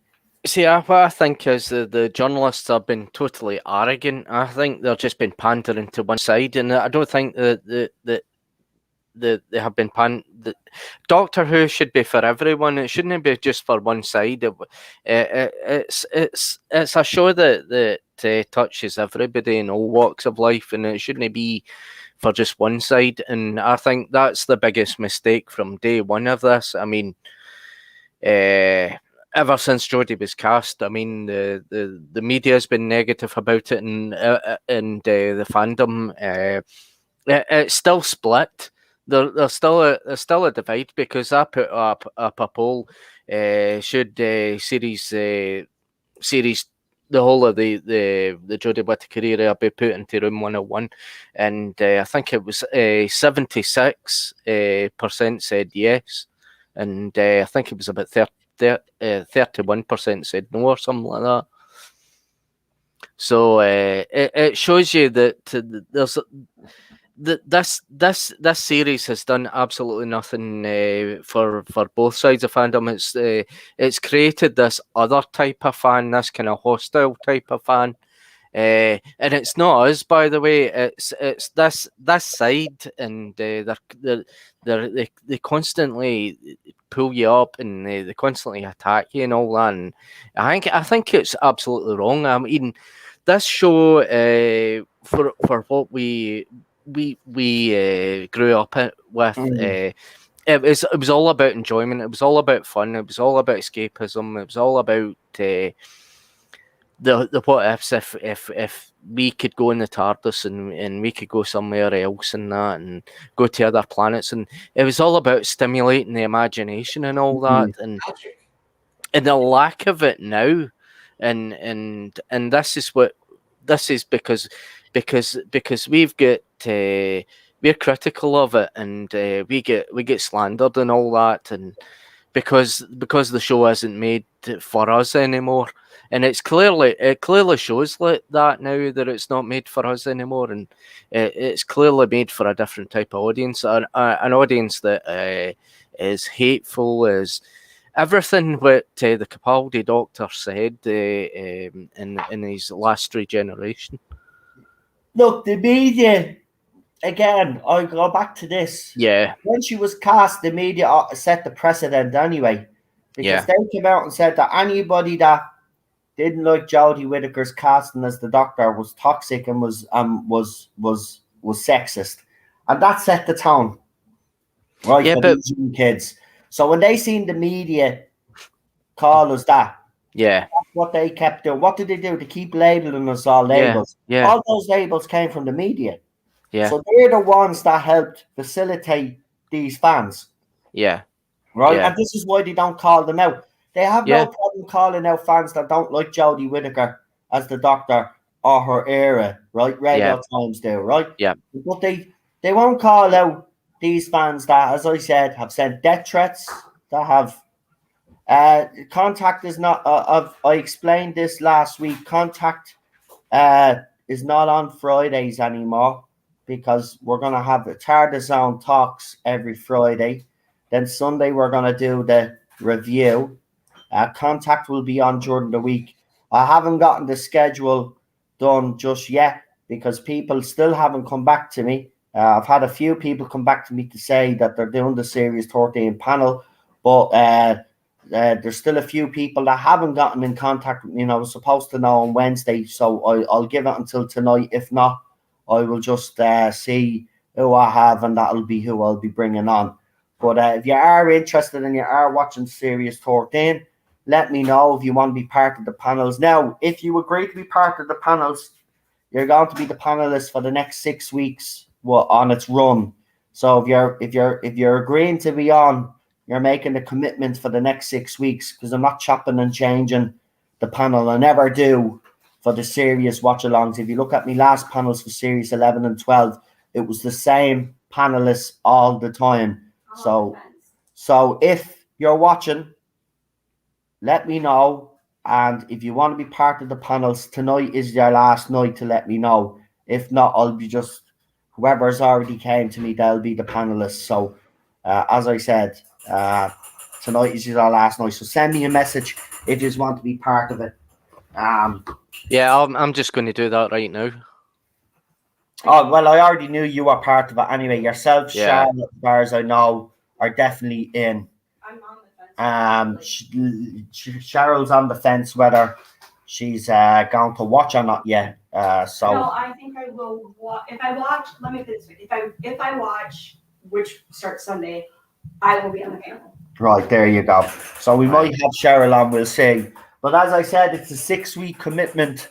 So don't say you want to be part of it and then, the only excuses I'll accept is if you are sick, obviously, because, health is important, or if a family member is sick. But if you're agreeing to come on, you're agreeing to come on for the next 6 weeks, not just for this week's review.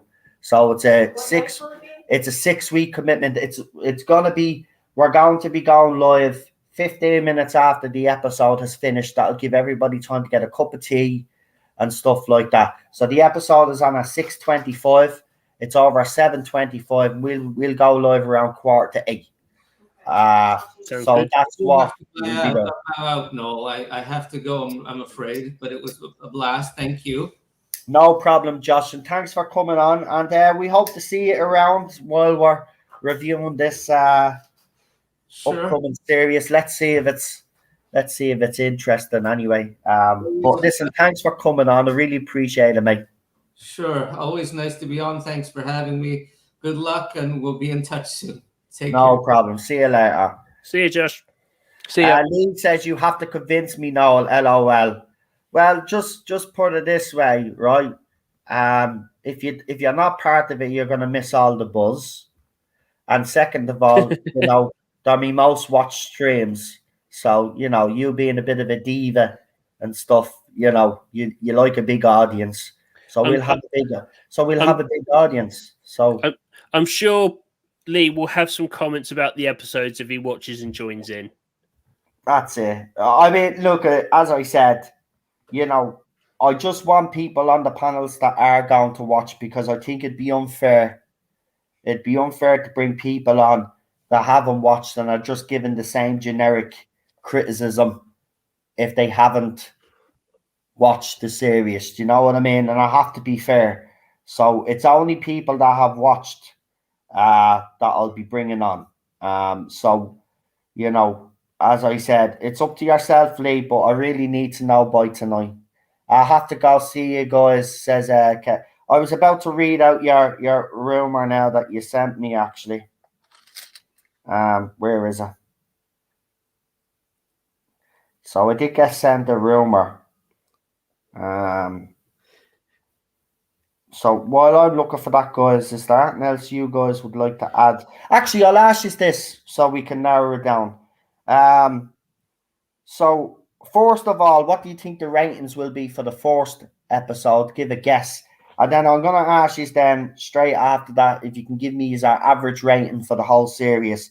Now, consider where it ended for the last festive special. Take those numbers into account as well, obviously.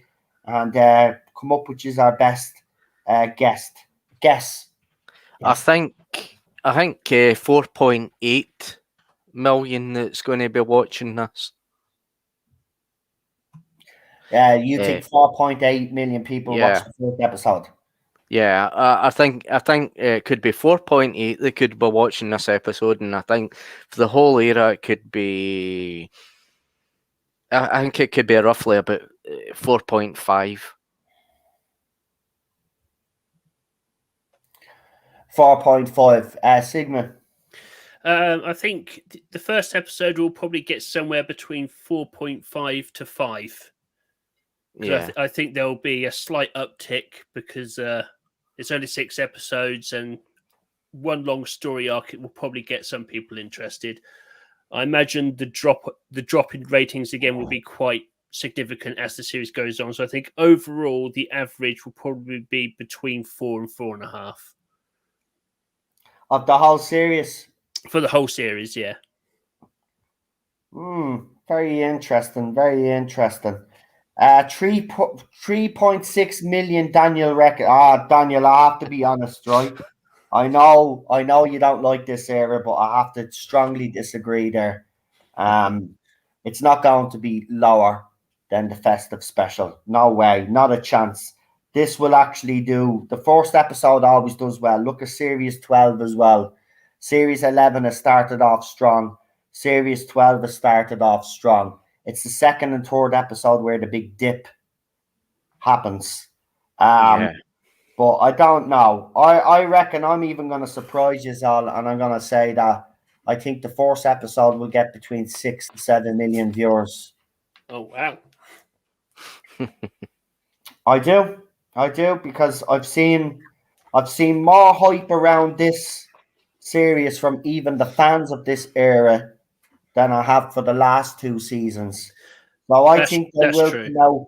I think they will come out in force to watch this, and I do think there'll be 6 to 7, because a lot of people even people in the chat there say they won't watch. Right? I know for a fact that 1 or 2 of you, just 1 or 2 of you, will watch out of curiosity, and that will boost the numbers. They do this every year. People say, I'm not watching, but they end up watching. I know what yous are like. I've been around this fucking fandom leading long enough, right?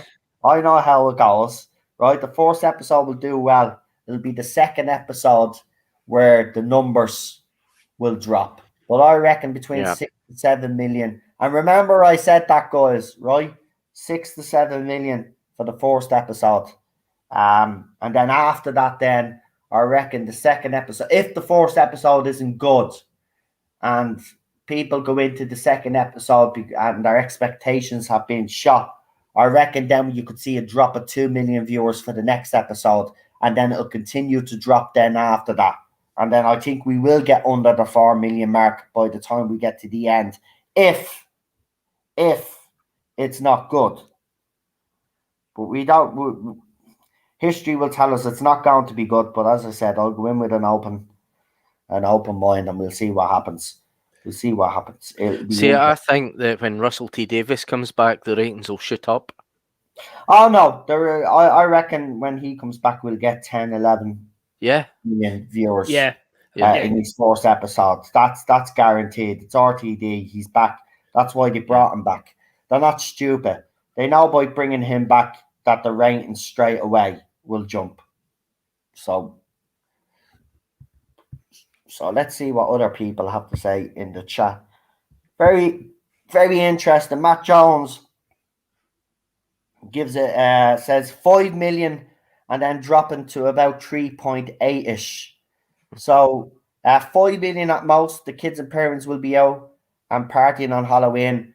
I can't see the iPlayer bringing in large numbers. 3.5 million overnight, says some people. So there's varied comments there. Varied comments from people. And again, we're all entitled to our opinions. I just go and look, all I'll say is that when people were trying to speculate the time that Doctor Who was going to be on, I was telling people all along, he's not going to change. This is a man of habit. It's going to be between Country File and Strictly, and people still weren't believing me, and it happened, right? If I go with the pattern that we've seen over the last two seasons, right? The first episode always starts off strong. Of every season. Season 11 has started off strong, nearly 12 million views. And Series 12, it started off strong considering where it ended up at the end of Series 11. It got a bit of an uptick in viewers for Series 12. So Series 12 started off strong, right? It's always the second and third episode is where it falls apart during the Chris Chibnall era. Because remember, second episode of Series 11, the ratings completely dropped. Tanked. Yeah, they right? tanked. And then Series 12, same thing. Spyfall Part 1 was well received. But by the time we got to Spyfall Part 2, the ratings dropped completely. So I'm judging it on, obviously, the ratings. And this is why I'm being a little bit more generous than most people. Is because I'm looking at the trends for the last few series, and it's not going to change. It's not going to change. It's going to end up the same way. I think the first episode will do well, and I think the second and third episode is where we will see if this series is a success or not. It's always by the second and third episode, and it'll be very interesting to see how it's spun as well. There, the funny thing is, I can't find this bleeding. Because I wanted to read these rumors out that I got, but I can't bleed and find them. Remember that rumor about other doctors, like the third Doctor being replaced and the fourth Doctor and that? I think it could still happen in this. Well, if you think about it, it's Flux. So, I'm telling you, man, I look at you always know, right? Because you've been following this channel a while. Yeah. Even if some of the rumors I put out don't come to fruition straight away, they always end up coming to fruition. So I still wouldn't rule that out. I agree with you, John. And then the camper van Tardis as well. Well, if the Tardis is dying, it kind of makes sense, doesn't it? Yeah. It does. But look, we'll see. I'll be watching, and I'll be watching with curiosity. Yeah, same. But again, I won't be sitting there in a bad humor when I'm watching. I will go in with a proper open mind, folks, because look, as I said, I don't want to be sitting here every week criticizing this show. I've grew up with this show like a lot of yous. This show means the world to me, right? Chris Chibnall hasn't given me the cheer over these last few years. I hope he does for his last series. I really do. Now, I know even if this does end up being good, there'll be some people that will refuse to watch it, and that's fair enough, right? But for me, I've watched it from the beginning, just like Real Super Doctor and others out there, right? So I want to see how this ends, and I'm willing to give it a go. I'm not saying that I'm giving Chris Chibnall another chance to get it right, because he's gone anyway. It's irrelevant. But for the sake of the show, I want him to go out on that high, because then when RTD does come back, his job is a lot easier. You know, he doesn't have to worry then about other stuff like that. He could just concentrate on his writing, his characters, and stuff like that. So that's why I wanted to do well. Because let's be honest, I honestly don't want to be sitting here. I've got a funny feeling that's exactly what I'm going to be doing anyway, because he's going to let me down as he has for the last two series. But I'm just, you know, miracles can happen. You know, well, so they say. Miracles can happen. So let's hope he can pull off a miracle and give us something that we can actually say, okay, this is not bad, folks. You know, I just want to be able to come on and even say that, look, while people are not going to like RTD's era, Chris Chibnall's era, I have to say that this series is actually not too bad. That's what I want to do. Yeah. That's what we all want to do. Because at the end of the day, you know, we want the show to succeed. And, you know, again, there's still people out there saying Doctor Who is dead and it's done, R.I.P. Well, it's not. Because, as I said, Bad Wolf Productions and BBC Studios coming in, it might be dead in your own head, but it's not. They want to continue this show. So it's not going anywhere for the foreseeable future. So, you know, we better hope and pray that RTD can pull a rabbit out of the hat and actually give us something after Chris Chibnall leaves. You know, because if RTD can't save this, as I said, it's game over. This show then disappears off screen and doesn't ever come back. It won't come back. I'll probably be dead when they decide to bring it back. It'll be that long of a hiatus. I don't see it coming back in my lifetime. If it goes the other way. Seriously, I don't. So this is their moment now. This is Chris Chibnall's moment now to put all of us naysayers and to shut us up once and for all. You know, and the only way that he can do that is by giving us his best work that he's ever given. So, Yeah. you know, fingers crossed for the sake of the show. Guys, you just want to add on there. I'm still looking for this fucking post. Well, I'm sorry. It'll just have to be kind of, you know, we'll have to kind of wait and see how this all turns out. And if it turns out for the best, and if it doesn't, I mean, we can all have our critical points in it anyway. Mm. Look, it's not going to be perfect. Obviously, No. it's not. No. I mean, he is going to do stuff that's going to annoy us. But if he can give us a series that, you know, overall, we can say, okay, there was a lot more good than there was bad, then I'll be happy with that for RTD's sake, because it means then he comes in and his job is slightly easier than it might have been. We don't want him to come in and for him to have a mountain to climb. You know what I mean? Which I already do believe he already has a mountain to climb, but you never know. I can't find this post. I'm actually starting to What think post is it? Is it?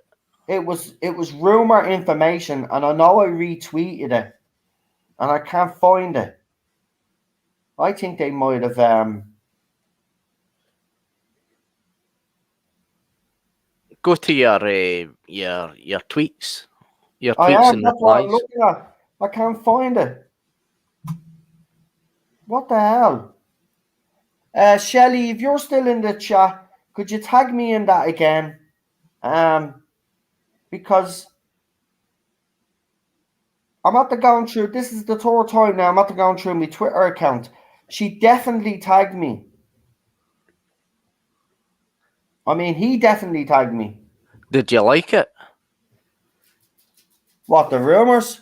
Yeah. I just Did you? read it was about Tech.im and stuff about Yeah, him. I seen it. Oh, yeah. I think I know the one you mean now. Yeah, but I can't actually find it. That's weird. Hold on now. I'll go through me notifications because she tagged me and a notification would come up. Right. Shh. It's Ted. He's doing me head in. Stealing the treats. Right, but you're annoying him by trying to take the treats off No, him. not the treat. These things. He's got them him hoarded in his bed now. His puzzle. Does he? He's a monster. Yeah, he is a monster. He bit the bleeding leg on me the other day. Yeah, Cheryl face planted on the floor trying to pick him up.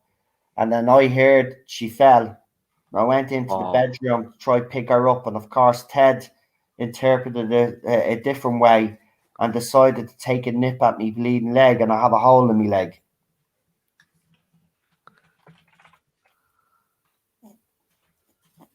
So, yeah, I'm sitting here with a big gape. Well, it's not a hole now, but I'm sitting here with a scar on my leg thanks to him.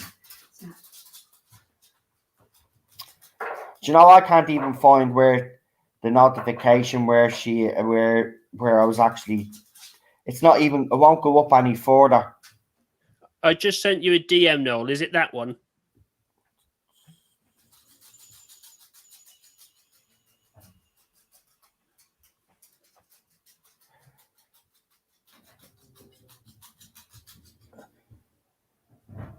Yeah, it could be that one. Yeah, I think it is that one. Jesus, that's a lot to bleeding read. Yeah, there's a lot to take in there. You know what? I'll do a video on this tomorrow after I do New Who. I'm not reading that. That's bleeding. 1, 2, 3, 4, 5, 6, 7 paragraphs.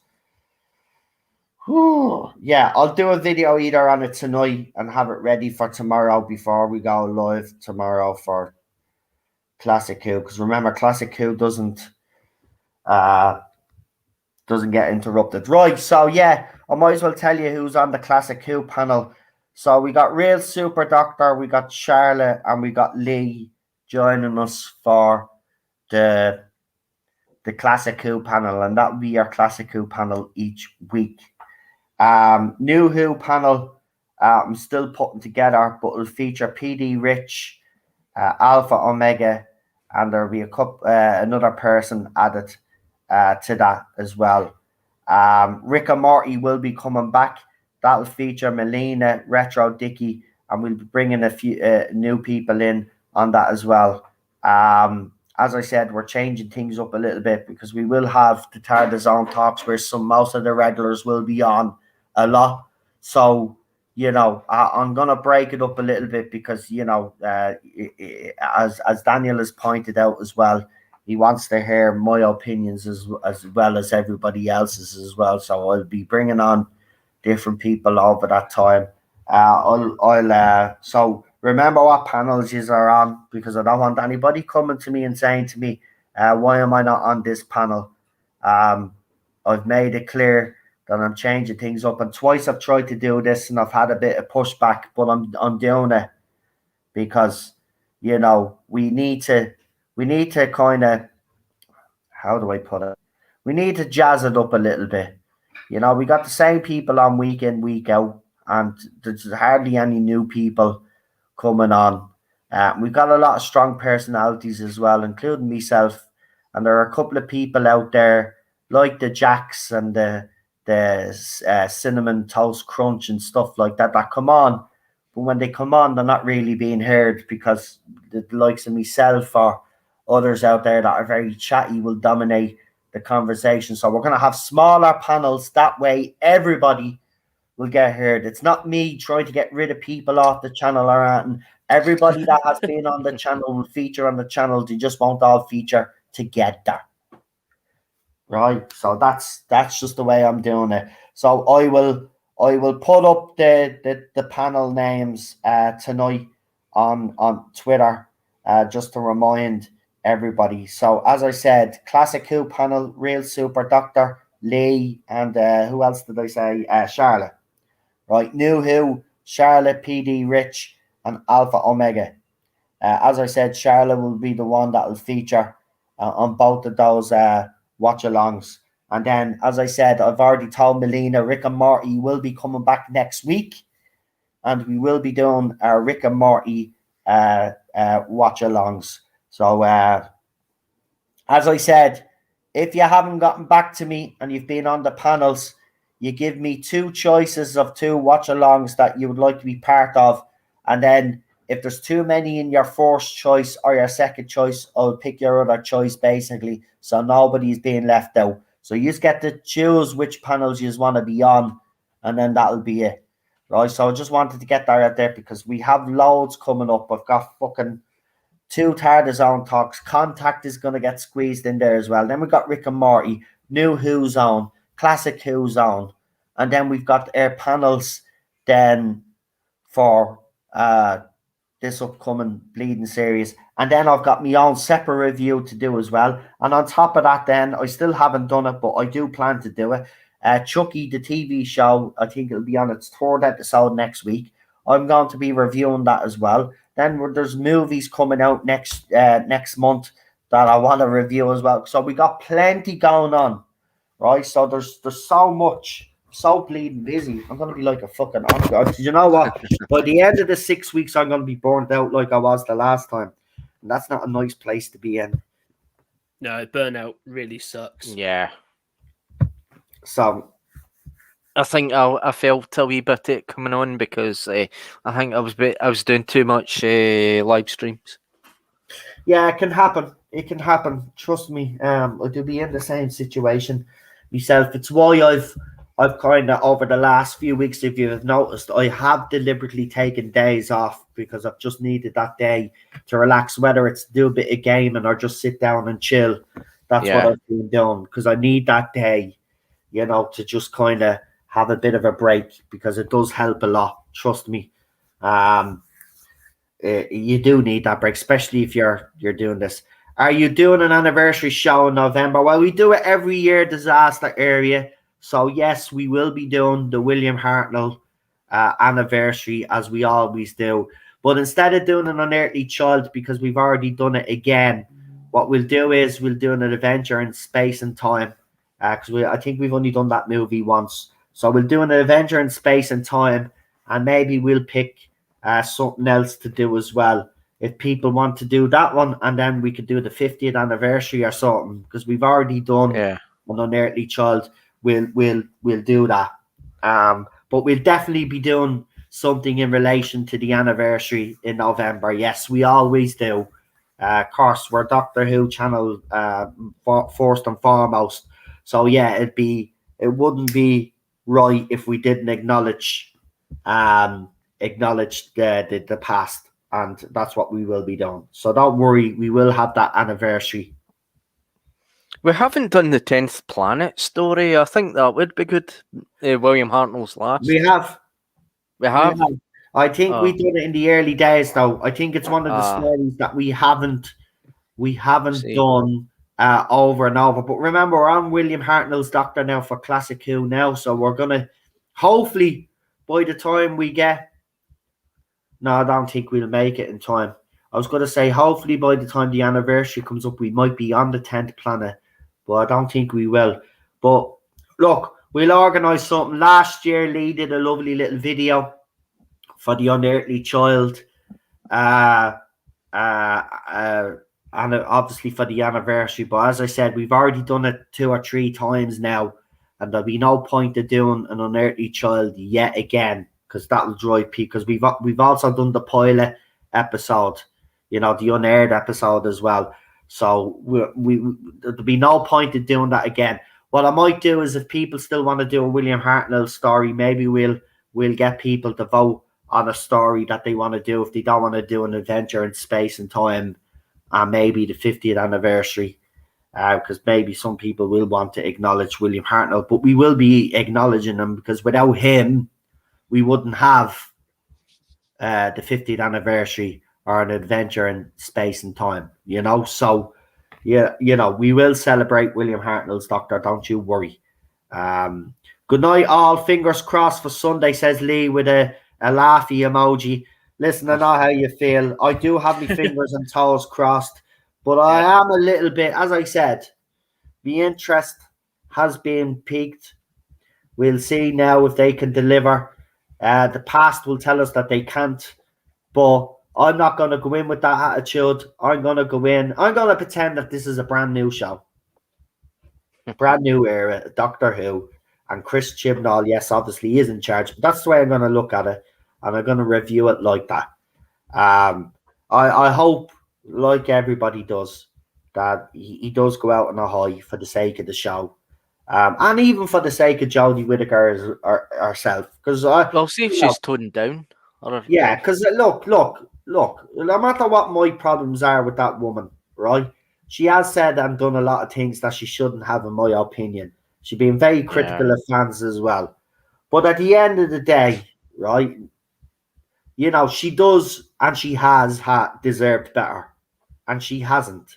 So for her sake as well, I hope Chris Chibnall can give her something that she can actually sink her teeth into and actually try and even convince us to a certain extent, okay, that she's believable this time. And you never know. She might, again, though it's Chris Chibnall, I doubt it, but I'm just trying to be as positive as I can. But we'll see if all my positivity, if I'm going to have an egg on my face on Sunday. And listen, folks, we're only 2 days away. We're only 2 days away. And everybody should be celebrating. Because on Sunday, when that episode drops, right, the countdown for RTD officially begins. Yep. So think of it that way. That's why people should be excited. Think about it. Right? Soon as this episode airs on Sunday, the countdown for RTD begins, and I can't wait. And all of these Jodie Whittaker fans that say, are all of these not my doctors? Don't know what they're getting with RTD. Yes, we do. Yes, we do. We know we're going to get great story development. We know we're going to get some great character development. And we do know if he sticks agenda in it, it's going to be done properly. And the show won't be, the story won't be sacrificed. And I can't wait. I'm seriously, man. I am fucking still buzzing. Who's still buzzing actually on this panel? You guys, are you still buzzing? And everybody on the chat, are you all still buzzing for RTD? Is everybody still ecstatic that he's back? How is everybody feeling? Let's bring it to RTD for a little bit, right? Who thinks RTD can give us some good Doctor Who again? And Arduros says, I'm putting too much faith in RTD. Well, yeah, I am. Because of what he's done in the past, and I think it's justified. You know, I was in the tram in Blackpool, and I was looking through my Twitter and my phone, and then you sent me the message, the RTD was coming back, and I was saying, are you sure? Because I thought it was just a rumor. Yeah, you were and it was I had goosebumps in the tram. Yeah. And I couldn't believe it. I really couldn't believe it. No, John didn't believe me, man. I had to actually tweet him and something to show him. I had to tag him in something to say, look, they are back. But your reaction was priceless, just like Marty's. I was just like, oh my god, I couldn't believe it.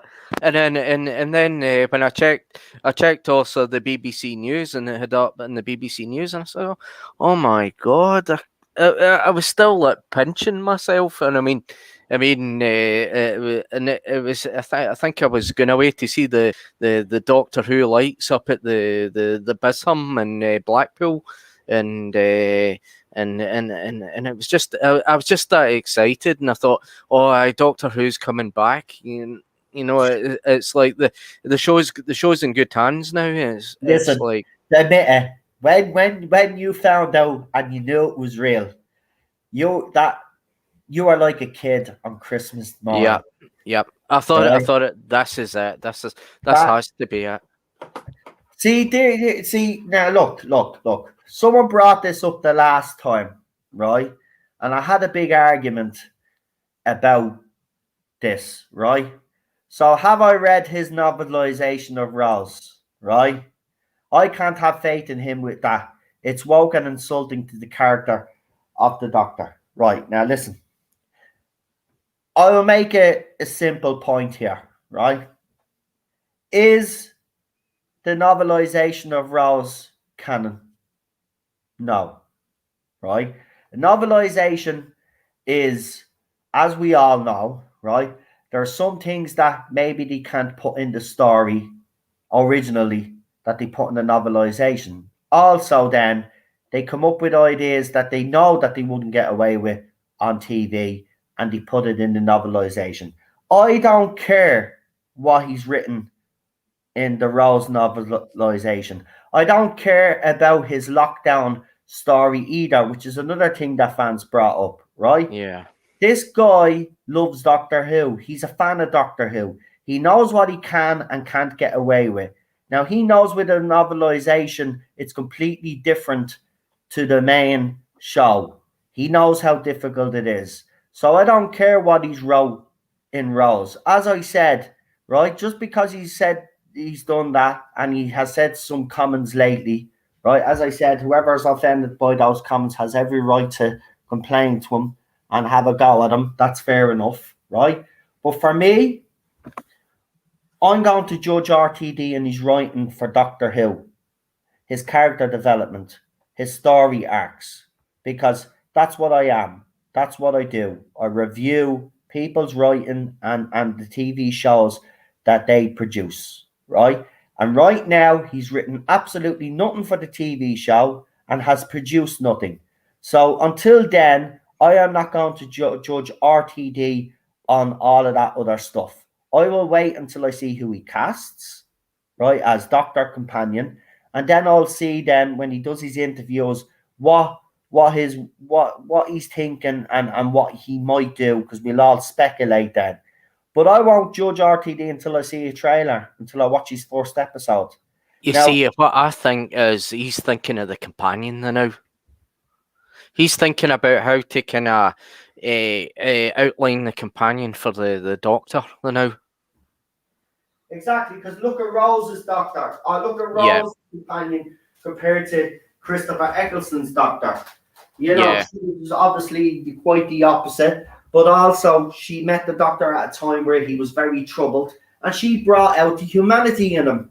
Rose brought out, that's one thing I'll say about Rose Tyler. She brought out the humanity of him. And think about it then, when Christopher Eccleston left and we got David Tennant's Doctor. Yeah. You know, he wasn't mad into families or anything like that.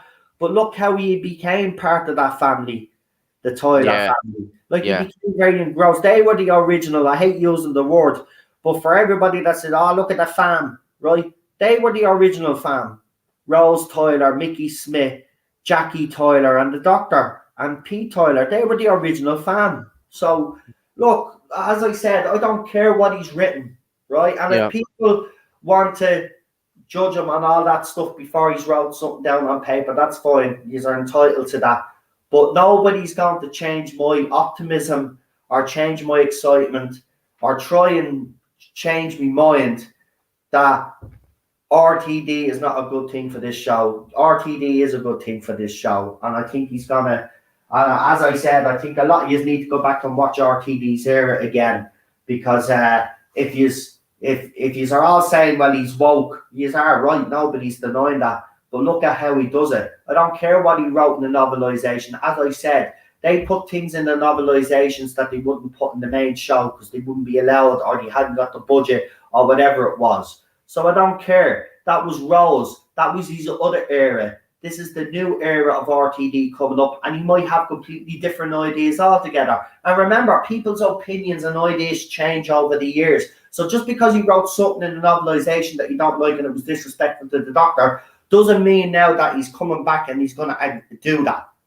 That's the point I would like to make. Go ahead, lads. Even though that we know that Russell T Davies brought back Doctor Who and made it the success it was again, it's just I'm a wee bit cautiously less optimistic because of the BBC, because the BBC could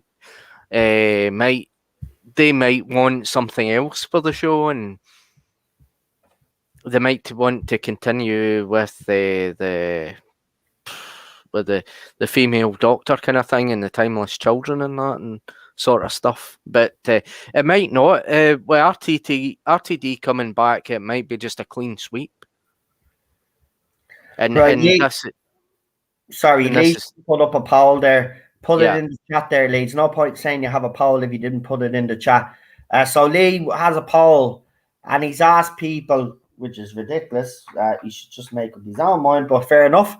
He's asked people if you should watch Doctor Who Flux, which means then he'll be on the panels. So go and vote, and I'd ask you to all vote yeah, because if I'm going to suffer through it, he should suffer through it as well. So if you don't vote yes, I'm going to have a problem with you all. Someone please point me to a trailer for the first episode. What is there to get people to watch? What are you talking about? Are you talking about the current lyrics? There is a trailer out there. Yeah, there's no official episode 1 trailer. It's just a trailer of the first few episodes, I think, all mashed together. Yeah, well, he's doing an overarching story arc, so I can understand why the trailer is that way, in all fairness. But again, I would say RTD has been hard to reboot the series from the beginning. He did everything else he wanted to do from 2005 to 2010 and said he would never write for Doctor Who again until now. No, he actually didn't. He said he would never come back and write for Doctor Who again unless the show needed him. People are always leaving that little part of the comment out. He said if Doctor Who needed him, he would come back. Right? He's not going to come back and continue the Chris Chibnall agenda when the show is already in the rut. Listen. I know there are going to be naysayers out there, and that's fine.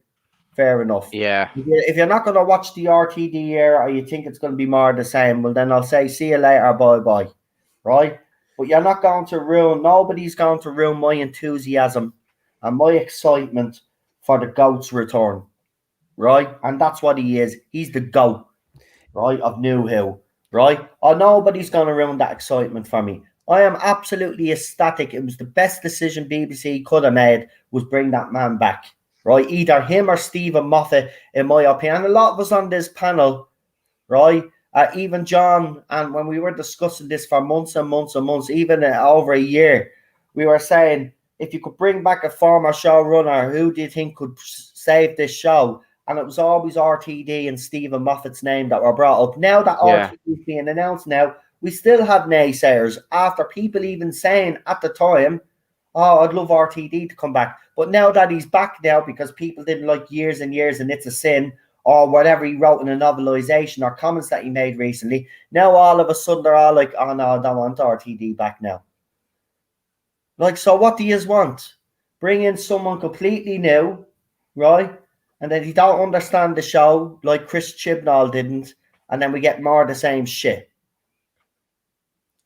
I don't think it is going to be more of the same when RTD comes back. He's been away from the show for a while. He's written things like It's a Sin and Years. We're going to get a more mature RTD who's going and he's got those stories. Yeah. He's got those storylines out of his system. These were stories that he wanted to write, right? He said it in interviews. These were stories that he wanted to do. He's got them out of his system now. So when he comes back, he knows Doctor Who is a different body. The comment that he made about Doctor Who is the most difficult show to write for, because there are things that you'll write that won't please fans and that will please fans. So he knows. And listen, someone in the chat just said it there, and I agree with you all, right? RTD does have a huge job, and his job is that he's going to do things that fans are going to like, and he's going to do things that fans dislike. And trust me, he's going to do things that I'm going to dislike, because even Jordan's original run, there were things that I disliked. Yeah. You know? So he's not going to be able to please everybody. But the difference is that I know that whatever he writes for these actors and actresses that come in, right, it's going to be interesting. The characters are going to be developed, and the stories will be interesting. Now, whether we like them or not is a different story, but they will be interesting stories, and he will engage the audience. That's the difference. Chris Chibnall doesn't do that, right? These stories will engage the audience. So listen, again, I will say to you is, look, there's going to be, it's like some Star Wars fans out there, right? They're never going to be happy. And it's the same with the Doctor Who fandom. Right now, there are people out there, it doesn't matter, even with RTD coming back, they're still not happy. They never will be happy. And that's Chris Chibnall's fault, by the way. That's not their fault. But considering the abuse and behaviour that's been aimed towards fans for the last 5 years, especially long-term fans, I don't blame it in a way, but I'm able to put that all to one side now because I do believe you need to. You know, that was that era. I want to start fresh with the RTD era. So all of these J-bots and all of this stuff will be forgotten about. They will not exist after when RTD is officially out doing his press junk. As soon as he starts coming out, talking and doing his thing, I'll never acknowledge another J-bot again. That's it. They're done. And I won't. And as I said to people in the chat as well, I don't want, when we start reviewing the RTD's era, if I'm still around and alive, hopefully I am. You never know, touch wood and all of that. But I don't want comparisons made on the channel between Chris Chibnall and RTD when RTD comes back. The comparison that should be made is RTD versus RTD. So we compare his forced era to his new era. That's where you do the comparisons. And that's where you see whether he's grown as a writer or whether he's still the same or, you know, or he's gotten worse. That's where you judge him. I won't be comparing the RTD era to Chris Chibnall. That'd be like, you know, that'd be like putting fucking Spider-Man up against the Terminator. There's only one fucking winner there. And that's the fucking Terminator. Yeah. You know, Spider-Man is fucked. Like, so you compare it to his old era, and that's what I'll be doing. See, I think, you know, with all those letters that were sent to the BBC, all these emails and all that, somebody at the top's been listening. And they've been looking at the success of this era, and they've realised that this is the only way that they could finish it off, is let Chris Chibnall do what he finish off what he's done, and then bring back Russell T Davies to make a clean sweep. Ardios says, I'd rather watch Paradise Towers. That's fair enough. And listen, I'm not going to moan at you or have a go at anybody like I did the other day. Right? At the end of the day, if that's your choice, if you think that RTD is going to give us something worse than Chris Chibnall or is going to be more the same, that's your opinion. But it's an opinion based on a few facts that you have from stuff that he's done, like the novelization and other stuff, right? It's not based on anything that he's actually produced for Doctor Who. Because if it was, then, you know, it'd be a different story altogether. So, look, as I said, you know, some years right now, and I've always said this, it doesn't matter that RTD is back. Some fans out there are still not satisfied. They'll wait now and see what his announcement of the Doctor is, and then that could win some fans over, or it could end up dividing the fandom even further. We don't know, but right now, I am buzzing for his return. So, you know, and as I said, no matter, and I know there are people out there, and I've even got people, I even got this message sent to me tonight, not a message, a tweet, right?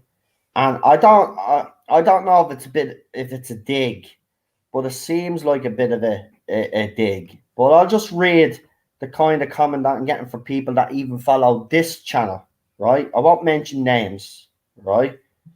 But I got this comment. I first started supporting your channel because you seem to understand the notion of having a female doctor went against everything the show stood for.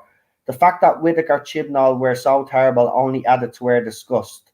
Please remember they screwed us all, right? And that was in response to where I asked people on Twitter not to be posting or tagging me in negative posts about Series 13, right?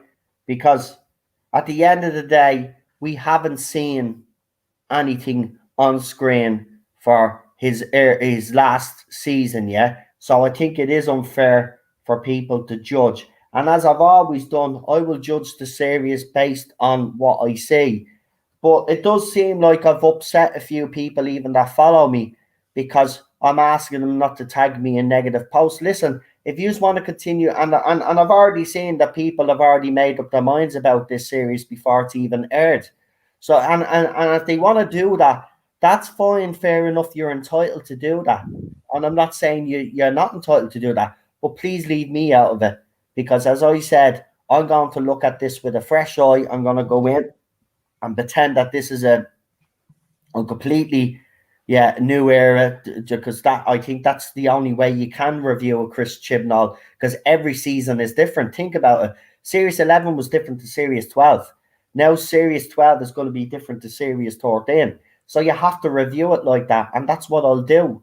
So I'll go in, and as I said, it's piqued me interest, but I could be disappointed at the end of the episode. I don't know. But it's like with some people, even on their side of the fandom, they think that I've kind of sold them out or something. I haven't. At the end of the day, I'm a critic. That's my job. So, I'll wait and see what I see first before I actually start slamming it or praising it. And that's the difference. People have already slammed this before they've even seen the episodes. Yes, you have seen a trailer. Yes, you have seen a couple of teasers, right? And you can slam them all you want. Everybody's entitled to do that. But you still haven't watched the whole series. So you can't slam a series that you haven't watched. And as I said, people have already made up their minds, and they'll frame their reviews that way, that, this is shite. Even if it is good, they're going to say it's rubbish because, some people out there need the ticks, they need the clicks, they need the subscribers, they need the likes and the dislikes. Whereas no, with me, I'll review it on its own merits, and that's exactly what I'm going to do. So be here, stay here for it, because you will get an honest opinion from me. And if it's good, I'll say it's good. And I don't care if people turn against me. If it's good, I'm going to say it's good. I'm not going to say it's bad for the sake of being bad because everybody expects me to be negative, right? Because that's what it seems to me that I seem to be getting. Well, because I was negative about Series 11 and 12, I must be negative about Series 13. I won't. If it's good, I'm going to praise it. Simple as that. That's why when I did the festive special, I actually thought it was decent, and I came out and said it was decent, and I got a bit of stick for that as well. I'm sorry, I did think it was decent. There was some deadly scenes in that, and Captain Jack's return, while it was a bit weird and odd, having Captain Jack back, I did like his appearance. I really did. It was brilliant to see John Barrowman back on Doctor Who. And yes, we know the reasons why they brought John Barrowman back, but I don't care. I loved John Barrowman's return. It was good, and there was a couple of scenes in that festive special, especially with the TARDIS and the Daleks, where she tricks the Daleks to go into the fucking TARDIS and she destroys the bleeding. That was a wow scene. I did not see that coming.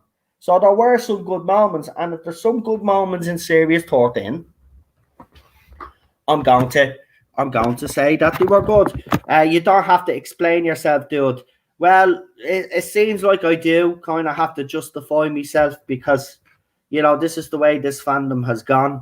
Everything that I do is criticized from both sides now. It's weird, but, it's something that, I'm used to now. I'm not upset about it.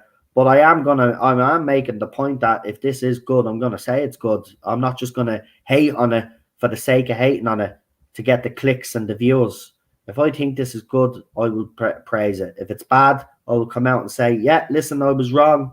It did pique me interest, but I can tell you it is rubbish. Right? And that's what I will do.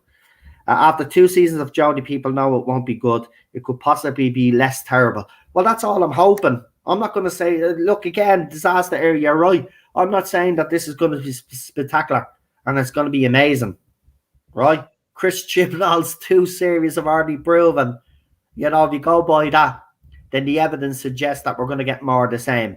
But you never know. And that's why I'll always be, you never know. So I'll leave it at that. You shouldn't, I understand, but you shouldn't.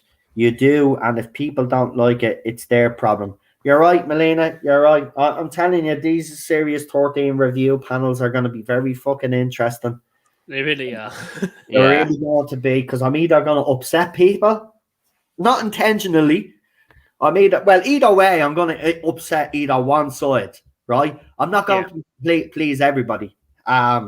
So people are going to be upset with me. It just depends on which side is going to be upset with me. Is it going to be our side of the so-called fandom, or is it going to be the other side? We'll have to see. But look, I'm prepared anyway. I'm prepared for all that comes at me. I'm already having it on Twitter, by the way. Lee will tell you this. It's actually funny, right? When a new series starts up, right, I'm about to gear up to do it. What happens? All the stands come to me account and start giving me shit. For the last 3 days, Lee will tell you this. I've blocked over 40 accounts in the last 3 days, right? Because of these little muppets now, right? Because the series is starting up now and they have to have a go at me. So I'm homophobic, by the way, and I'm transphobic again. And I'm a racist and I'm all of this other shit. So they're coming out with the same stuff. You should have seen all the abuse I got today. Unbelievable. I ignored them all, of course. And then I had someone stalk me as well. So it's look, it's always an interesting time. I love it. This is where I'm in my element. Everybody knows. I think everybody does enjoy me reviews because, you know, as I said, this is the most popular time on this channel when there's a series of Doctor Who. And, you know, I do be in my element and do be buzzing. Even if it does go wrong, like I still do be excited and I love it. I love this period of time, especially when there's a series on, because there's plenty to talk about, plenty to do. Plenty of people have horrible stuff to say to me. I'm gonna embrace it all, man, this year, because you know why? After this series ends, there's 3 more specials and then they're gone. I'm going to just enjoy this year. I'm not going to let these people bring me down. I'm just going to enjoy the whole experience because I know what's coming next. And what's coming next is RTD, and I just can't wait. I'm still buzzing. I was like a kid. Listen, I could tell you now, right? I actually broke down in tears when people were messaging me, "No, you are right. RTD is coming back." And I thought it was a joke. Like John, I thought it was a joke. I was like, okay, I know it was rumored, and I get rumors and my sources are, you do have a hit rate. But I thought this one is a bit, even when I was letting you guys know that there was a possibility of him coming back, I was kind of thinking there's no way BBC are gonna U-turn and bring him back.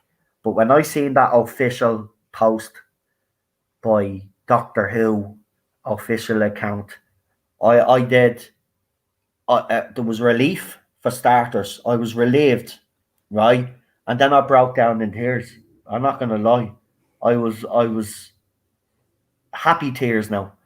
I realized that this nightmare was going to end, and that there was a chance that we'd finally get our show back. And I did. I got very emotional. When I brought Marty on, you all heard how emotional he got because he grew up with the RTD era. He couldn't even get 2 words out, God love him. Had to bring him on to do a separate interview with him because he was that overwhelmed by happiness and joy that this announcement was made. Listen, I haven't had this feeling in 5 years. And this is why I'm saying to people, and it's not me giving out to you or anything, but that's why he's hadn't taken this away from me. So he could say whatever he's done. He's hadn't going to ruin my optimism or my buzz that I have. The only person that can do that is RTD himself when I see what he writes and does. And if it is more the same, well, then obviously I will be heartbroken. But I will own that. That'll be me. Because I know some people say you're going to have egg on your face. Well, if I do end up having egg on my face, well, it's still my right to, you know, feel the way I feel right now. And if it does bite me on the back, on the ass, I should say, and we do get more of the same, that's fair enough. That's fair enough. I'll come out and say, yeah, I thought he was going to save Doctor Who, but it looks like he's not. And I'll be heartbroken. But I'll own it. I'll own it because, you know, that's what I do. But I'm still excited and nobody's going to take that away from me. Seriously, man. I'm buzzing. This is a great time to be a Doctor Who fan, I think, right now. And like John, I think he's gonna with Stephen Moffat, or because I reckon they have had something to do with this Flux. I just have a funny feeling there's something more going on there. But both of them said that they were going to sit down and watch. Right, even RTD said it because people are speculating. Oh, the 14 Doctors are already being cast. Well, it's come from the horse's mouth himself that right now he hasn't made any decisions, and he's going to sit back and enjoy Jodie Whittaker's last series, and then there's specials to go. This is what RTD said himself. So, and RTD is not like Stephen Moffat where he'll say something, but secretly he's doing something behind the scenes. RTD is a straight shooter. So if he's saying that he hasn't even thought about anything yet, well, then he hasn't thought about anything yet. He doesn't have the pieces in place yet. He's going to sit back and, like us all, probably going to be sitting down in front of the TV, intrigued to see. And he probably is going to have a look at what Chibnall has done, you know, just out of interest, because they are friends. Remember this. People keep forgetting Moffat, Chibnall, and RTD. Yeah, Moffat and RTD might be happy with what Chris Chibnall did with the show, but they are still friends with him, you know, and they have been friends for a very long time. So, you know, the fact that Moffat has even actually come out and publicly supported, which I think is BBC asking them, listen, can you come out and just do a little video so we can kind of drum up a bit of support? And RTD did as well when he came out with his announcement that he was taking over. And then he says, but right now there's another full series of Jodie Whittaker's epic Doctor to come, and we must support her. So they're showing public support, and it's only public support, by the way. Don't be under no illusions because they're publicly supporting that they actually secretly like what he's done, because I could tell you they don't. That's why RTD is back to fix his fucking, or bring the show back to some sort of normality. They know they fucked up. So, Time Lash was a masterpiece. Listen, Argios, again, as I said, you're entitled to that opinion, okay? But I mean, I get it now. You're not looking forward to RTD's era, so you can leave it at that now if you please. I get it. You're not going to be satisfied either way, and that's fair enough. I understand where you're coming from because the last 5 years have been horrible for fans like us all. But I get it. But you don't have to keep saying it.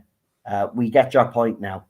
My theory is that Moffat and RTD feel sorry for Chibnall and want to help out his friend. I think Chibnall may be regretting the timeless child, and Moffat and RTD wants to help save the show.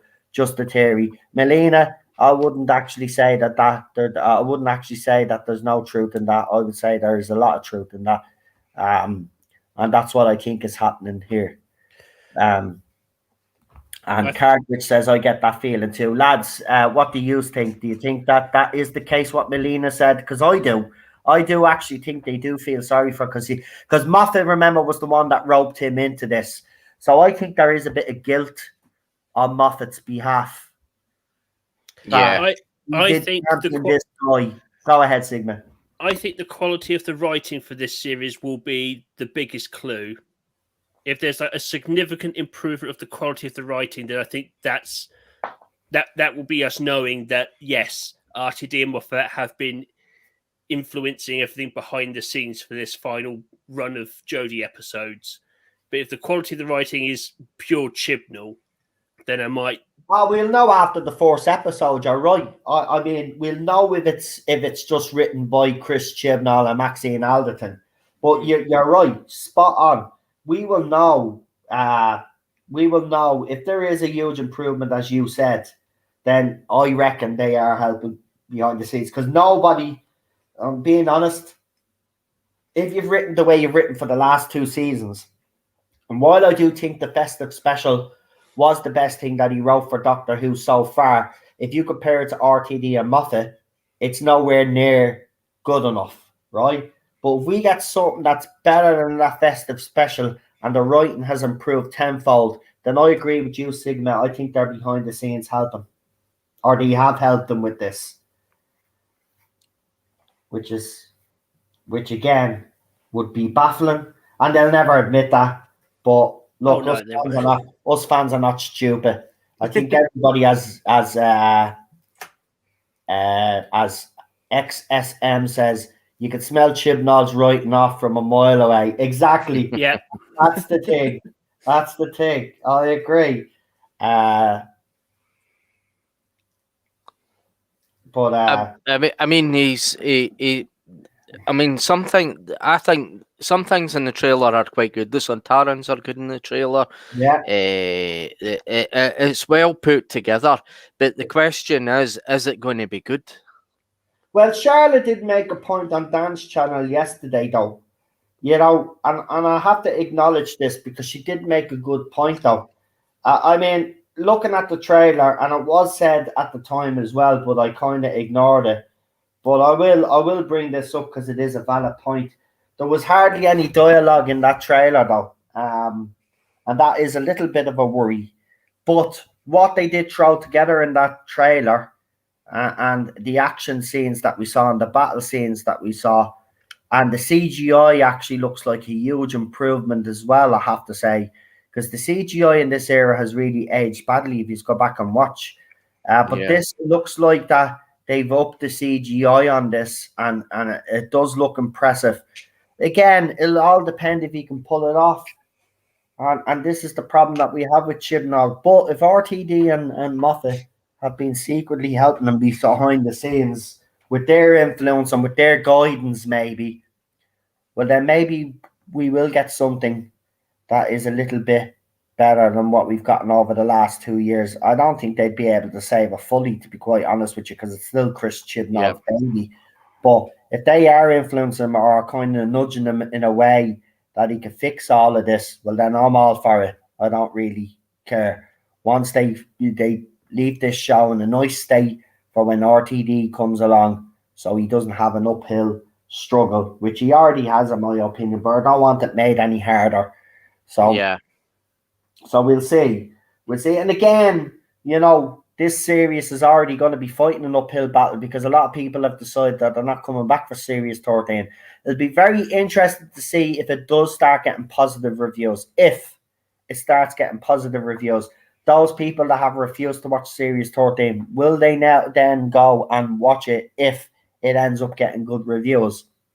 That'll be the interesting thing to see. I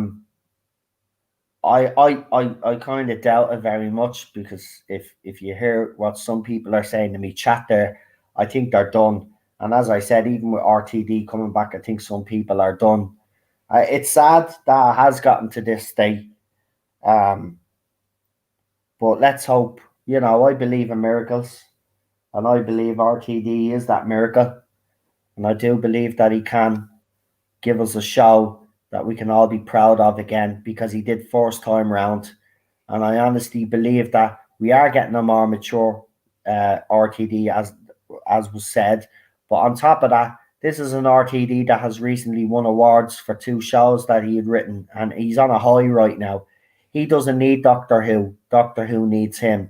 And the fact that he's come back to save a show that he loves, for me, already gives him a good point there, because, you know, he gets a good point there because, like, he's come back after he did say he wouldn't come back, but he did add if the show needed him, he would come back. And the fact that he's coming back proves to me that the show does need him. And I do believe that he wants what's best for this show, because he did back in 2005, and I don't think he's changed his opinions on Doctor Who since then, because if you've watched interviews that he's done over the years, an interviewer will always go back to Doctor Who with him. And you can always see the joy and the delight he has on his face every time he talks about Doctor Who. So, you know, that's why I'm optimistic. That's why I'm buzzing, because I do believe he wants what's best for the show. And what I've been hearing is that's exactly what he's going to do. Now, if you can convince all of these other fans out there and the naysayers, that's all brilliant, well and good. But it won't really make a difference, because RTD has a knack of bringing new fans in, as well as dragging back some of the classic fans that disappeared. He will bring some of them back. So That's why, you know, I'm not really worried about people. If people want to walk away, then maybe it is time to walk away. Maybe if the timeless child thing, or if it's not retconned in the way that you want, well, if that's a sticking point, I would say then you only have one choice, and that's to say goodbye to the show that you once loved. You have a whole past that you can go back and enjoy. But, you know, this show is moving on with or without you, and that's the bottom line, and that's the harsh reality for a lot of you. So whether you think Doctor Who is dead or is done, it's not. It's continuing on with it, with or without you. So that's the thing. That'll be a personal choice for every Doctor Who fan out there. But I'm just letting you know it will move on with or without you. So, and that's the reality of the situation, you know. So we'll wait and see. Let me see. Marty is in the chat as well. Evening. One thing RTD will do well is promote the show. Yes, he will. Yes, he will. Exactly. They obviously don't agree with what he's done with the show, but they're going to publicly support their friend. And RTD, Stephen Moffat and Chris Chibnall are friends. Of course, they might be publicly supporting him, but what I've already reported on this channel last year, they're not happy with what he's done behind the scenes. But publicly, of course, they're going to come out, and they're hardly going to come out and say, yeah, our mate Chris Chibnall is the worst Doctor Who showrunner, and I'm Stephen Moffat. I'm sorry I got him drunk and I told him that he was taking over the show. They're never going to do that. So even fans that have come out and said, well, I'm not watching RTD because he's publicly come out and supported Chris Chibnall. Well, he's hardly going to come out and bash him. He wouldn't do that to a friend. And that's where the loyalty comes into it. And there's nothing wrong with showing a bit of loyalty, you know? Nothing wrong with showing loyalty publicly. But behind the scenes, I can tell you that they haven't been happy. Yeah. So we'll see. So, yeah, as I said, we're not long away now. We're only a day away because we're into Saturday morning here now. It's after 12 midnight now. So we've got one more day to go. Yep. And it's going to be, I'm telling you, I'm looking forward to these panels. It's going to be fun. It's going to be very interesting to see how people react. I can understand, but I believe that fans who want to retcon completely the timeless children needs to be more flexible. Let's just wait for series 13. They won't be, though. They won't be flexible. And that's the problem. They're not going to be flexible. We've even heard from Josh. I even actually did a stream, I think it was a few weeks or a few months ago, where I did ask people about the timeless child. Was that the biggest sticking point for them? Did it need to be retconned for them to move on? And I even did a poll as well. And the majority of people that voted in that poll said they wouldn't come back unless it was retconned. So it does seem to be a sticking point for a lot of fans. But as I said, you know, these fans are in for a bit of a disappointment because it'll never be retconned. As I said, it'll be probably fixed. And this is why we're getting the Flux. This is him trying to explain it all now. And we've been told about the Prime universe and Doctor Who, and now this alternative universe.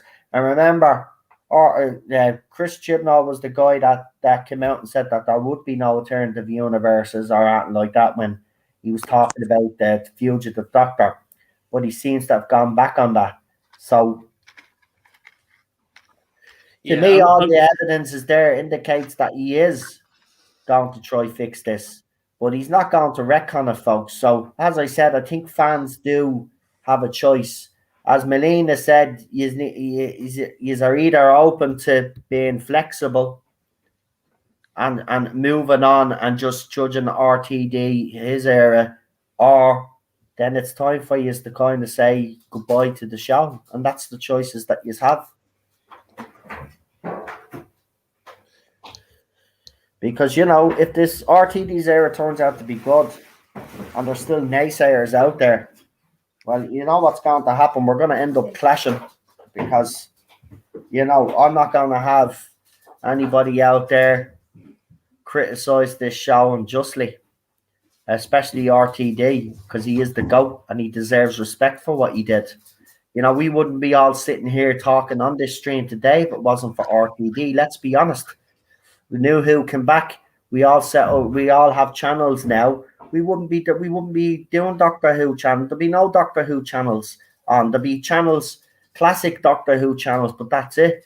Well, I wouldn't be going today, and a lot of other streamers that are out there doing content now wouldn't be around if it wasn't for RTD.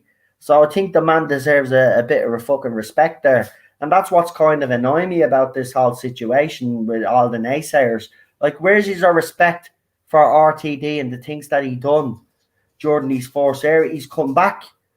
Fans shouldn't, in fairness, I can understand why they're angry in a way, but the fans should be excited about this.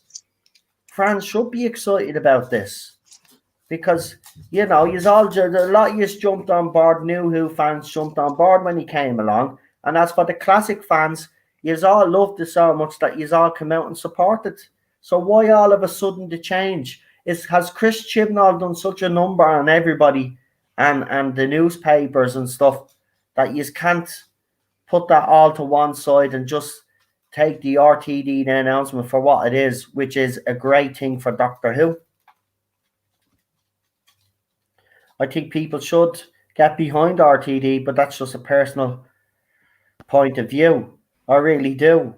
Why are they afraid to do press screenings of the first episode? Well, they did press screenings. It's just they excluded some.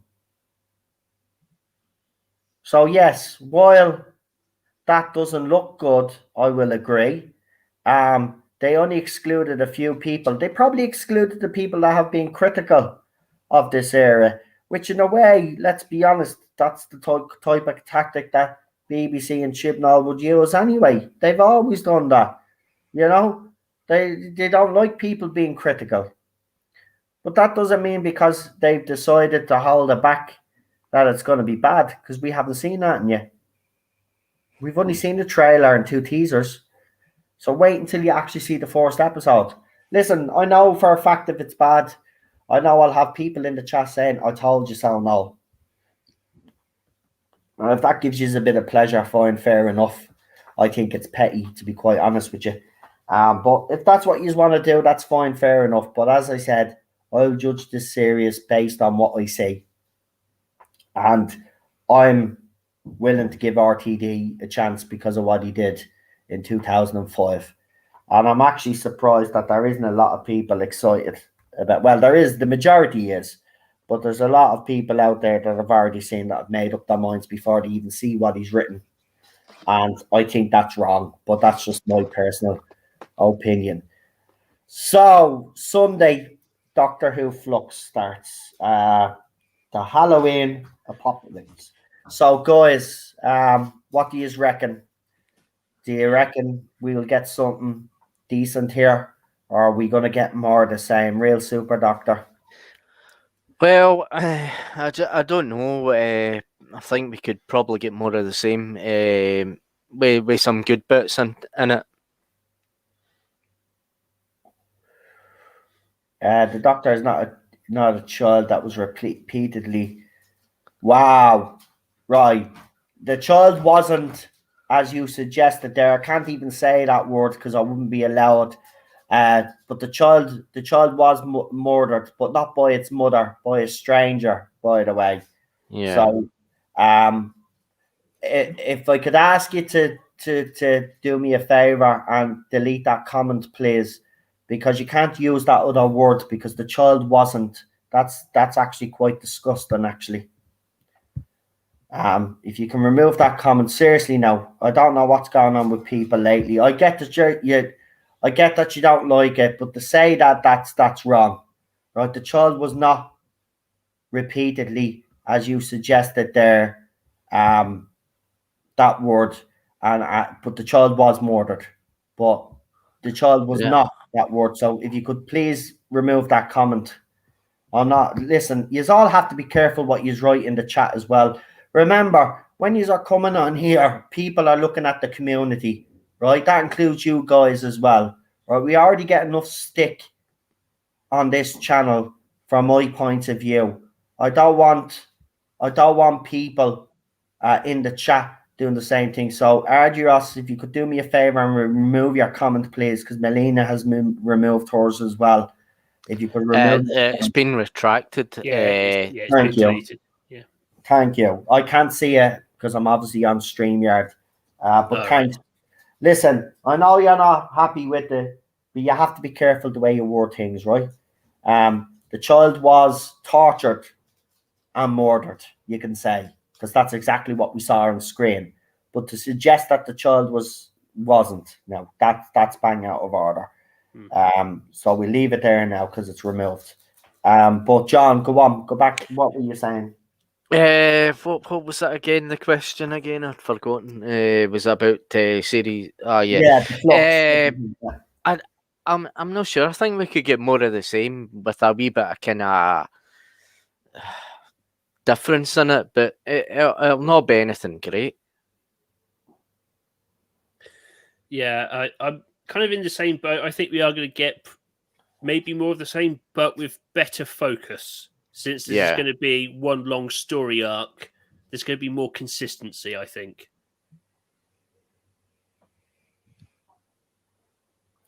Hold on. I might have something for you.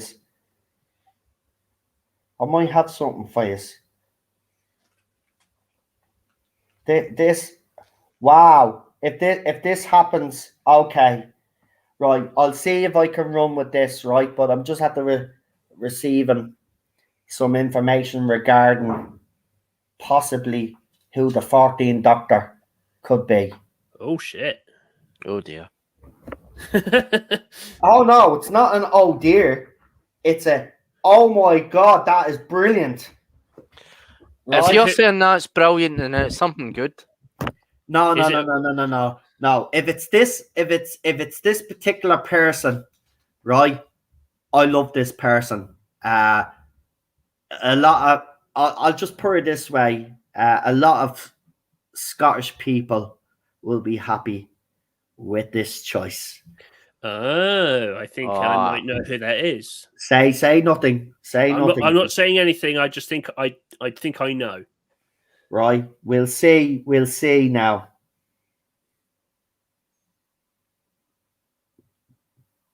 We'll see now. I'll see if I'm allowed run with it. If not, oh man, I hope I am, because that's something else. We'll see. So it's not the Root Doctor then. Root, listen, I'm going to dispel this notion that Root, the fugitive Doctor, was going to be the 14th.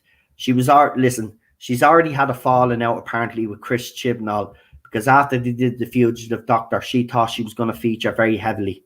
Right? And it never happened. So she had a falling out with Chris Chibnall, right? So I can tell you now categorically that the Root Doctor is not going to be the 14th Doctor, right? So everybody can get that notion out of their heads. It's going to be someone not connected to the Chris Chibnall era. Simple as that, right? Chris Chibnall, RTD has his own vision for who the Doctor is going to be, and it's not going to be Root. Again, people keep going back to Timeless Children and the Root Doctor and all of this, thinking that RTD is going to continue all of this. No. RTD is going to do his own thing. The reason why he's back with his production company is so he has full control, right? He's not coming back if he's being told what to do. He doesn't do that. He doesn't. He's so powerful now, RTD, that he didn't need to come back and take this job, right? He's won awards left, right, and center. He's on a buzz right now. He could have been offered jobs left, right, and center, asked to do a new show somewhere else, but he's decided to come back to Doctor Who, right? So you can dispel that notion. Anybody that was connected with the Chris Chibnall era will have nothing to do with the new upcoming RTD era. So that rules out Mandeep Gill and John Bishop, who are asked the question, would they come back? And then Hugh Fullerton made a whole article trying to suggest that Mandeep Gill could possibly be in Series 14. Mandeep Gill will not be in Series 14. He will bring in his own new people, right? She will not feature in Doctor Who. End of. Now, will she feature in the 60th anniversary? I don't know. We don't know what RTD is going to do for the 60th anniversary, right? There are rumors flying about Jodie Whittaker could appear. I think it's too soon, so I don't think she will. If you look at it logically, I think it is too soon for her to appear. But I'm telling you now, anything RTD does will be completely fresh and will be kind of a new beginning.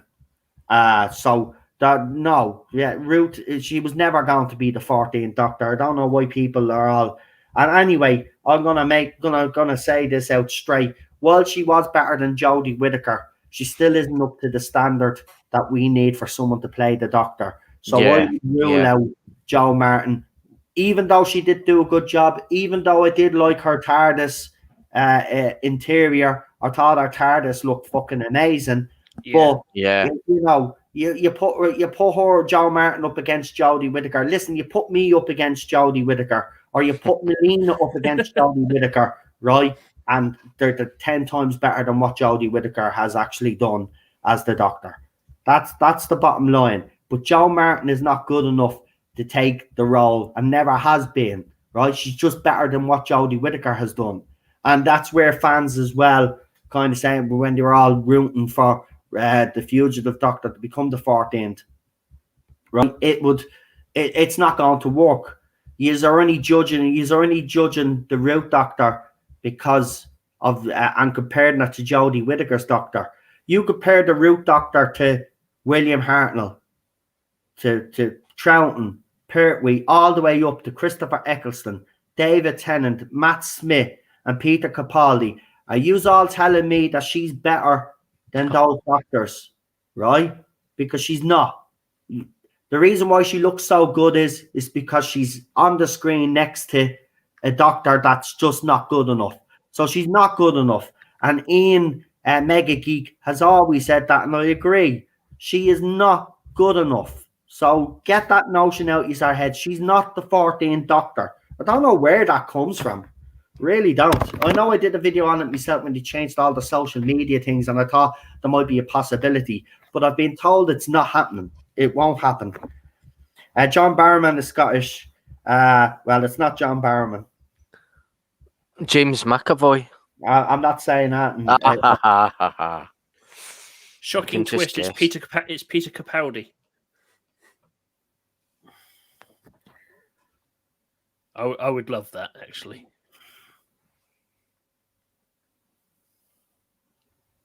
Hold on.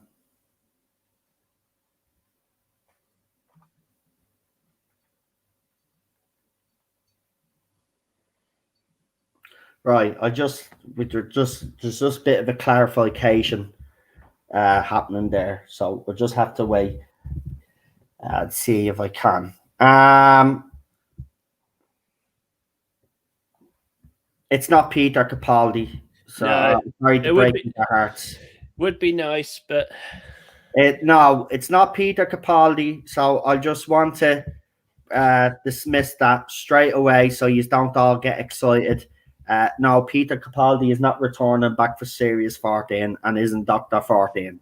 It make no sense anyway, unless they retconned this current era the way that people wanted to retcon. They brought Peter Capaldi back to go on from there, but that's not going to happen. Peter Capaldi is not coming back either. So no, just that would be too much of a mess. As much as it would be nice to see, it's not going to happen.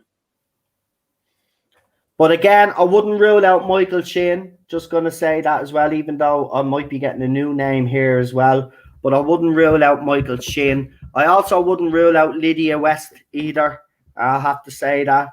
Because she has worked with RTD in the past, I think, as well. But I wouldn't rule her out. But if I'm a betting man, knowing the way that RTD has been talking about the Doctor, in interviews, even when Jodie Whittaker was cast as the Doctor, he sees the Doctor as a male character. So, I think, you know, I think it's a 70-30 chance that it's a man. I still want him back. LOL. Oops. Well, you never know. Nothing has been confirmed for the 60th yet. You never know. You never know. Fingers crossed. I'd love to see Peter back for the 60th anyway. Because I do think he deserved better.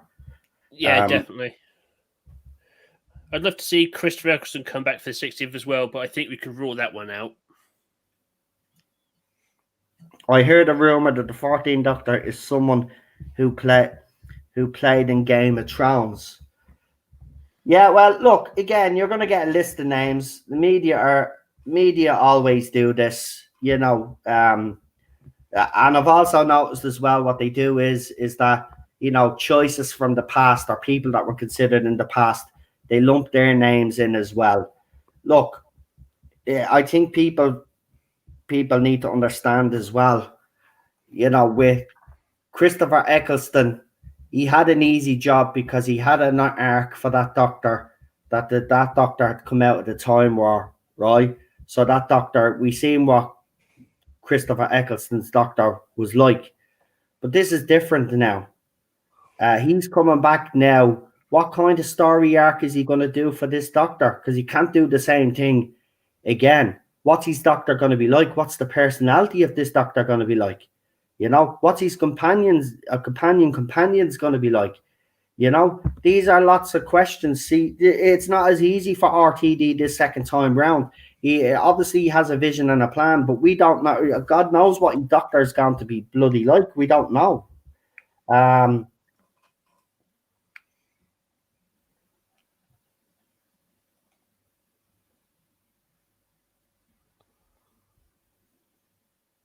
Okay, I'm not allowed to say that because it's only known by a certain amount of people, and if I was to release it, Right, yeah, right, it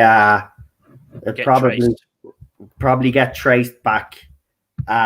Give it a few more weeks, and maybe when it's a bit more public knowledge.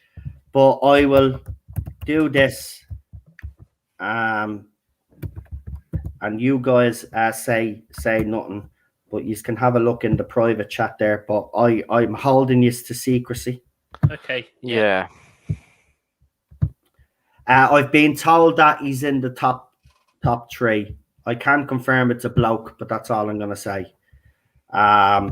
Okay, so he hasn't been nailed down. This is just a possibility. No, there was a. I can't give now because I'll say too much and I'll give it a. That's fair enough. That's fair enough. That's a name now, and there's a chance there. So let's just leave it at that. Yeah, say nothing. We don't even say but let's just move on quite quickly now. But another name is that they're being floated out there. Listen, maybe in a week or two I'll be able to say something because normally I do get info, and I get a few weeks beforehand, and then when it starts becoming talk of the town, then I can actually come out and say something because then I won't be able to get traced back. Because remember, one thing I have also told you is that sometimes rumors are deliberately put out there so they can expose who's leaking this stuff, because you know yourself, they try to keep things as secret as much as possible. But Melina is going mad. Fine, don't tell me. Melina. It's not Peter Capaldi anyway.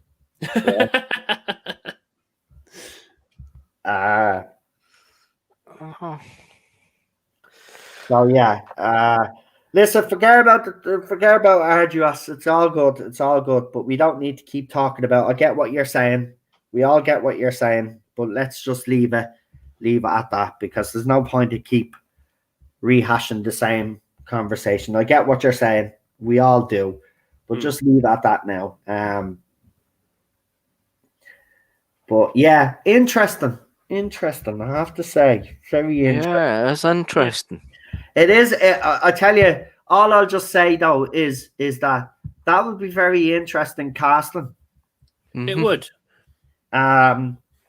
Because on one hand, all I'll say is on one hand, this will bring in younger viewers, but it'll also attract older viewers as well, because this person is a top-notch actor. Yeah. Right? That's all I'm gonna say, and we'll leave it at that. But I know it's not my Peter Capaldi. Don't remind me. Don't worry, you never know. He might feature in the 60th. You never know. You never know, Melina. Listen, I want to see him back on screen. Yeah. As the Doctor, and I do believe it will happen at some stage, because I do believe Peter Capaldi has such love for this role, just like Matt Smith did, just like David Tennant did. And remember, Matt Smith wasn't originally a fan, but became a fan, right? Yeah. Christopher Eccleston as well. Yes, he had a turbulent time on it. He doesn't like talking about it, but he has said in terms of Doctor Who itself, it was one of the best roles that he played. So they all do have love for this show, and including Peter Capaldi. And I do believe, you know, if RTD, obviously we all know he is in charge of the 60th. I know for a fact that he's not going to come in and dismiss Peter Capaldi, or even ring him up and say, listen, do you want to come back for the 60th? I say there's already been a conversation had, to be honest. Why would you leave him out? You're not going to leave him out. It's been a few years since he's been on screen. He has to come back. It's logical that he comes back. I would be very, very, very shocked if they didn't bring him back. Yeah. But we'll see. I forgot David Tennant, he was Scottish, yeah, but he put on the English accent because at being his Doctor being Scottish, I don't think would have worked, to be quite honest with you. That's why I was glad Peter Capaldi kept the Scottish accent, because it did work. But even David Tennant recognised that it wouldn't work, and that's why he chose to do the English accent. And let's be honest, I mean, he's very convincing with an English accent, isn't he? I mean, Yeah, it's supposed to be like a Cockney version, like English. A Mockney accent. A Mockney, yeah, that's the word. Yeah, look. All I'm just going to say, and this is my final thought.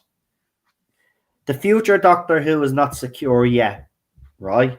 But RTD coming back gives me hope for the future. Now, if he brings back one of my favourite Doctors of the New Who run, which is Peter Capaldi, and he manages to convince Matt Smith, David Tennant, and I'd even go as far as to say, I hope he can convince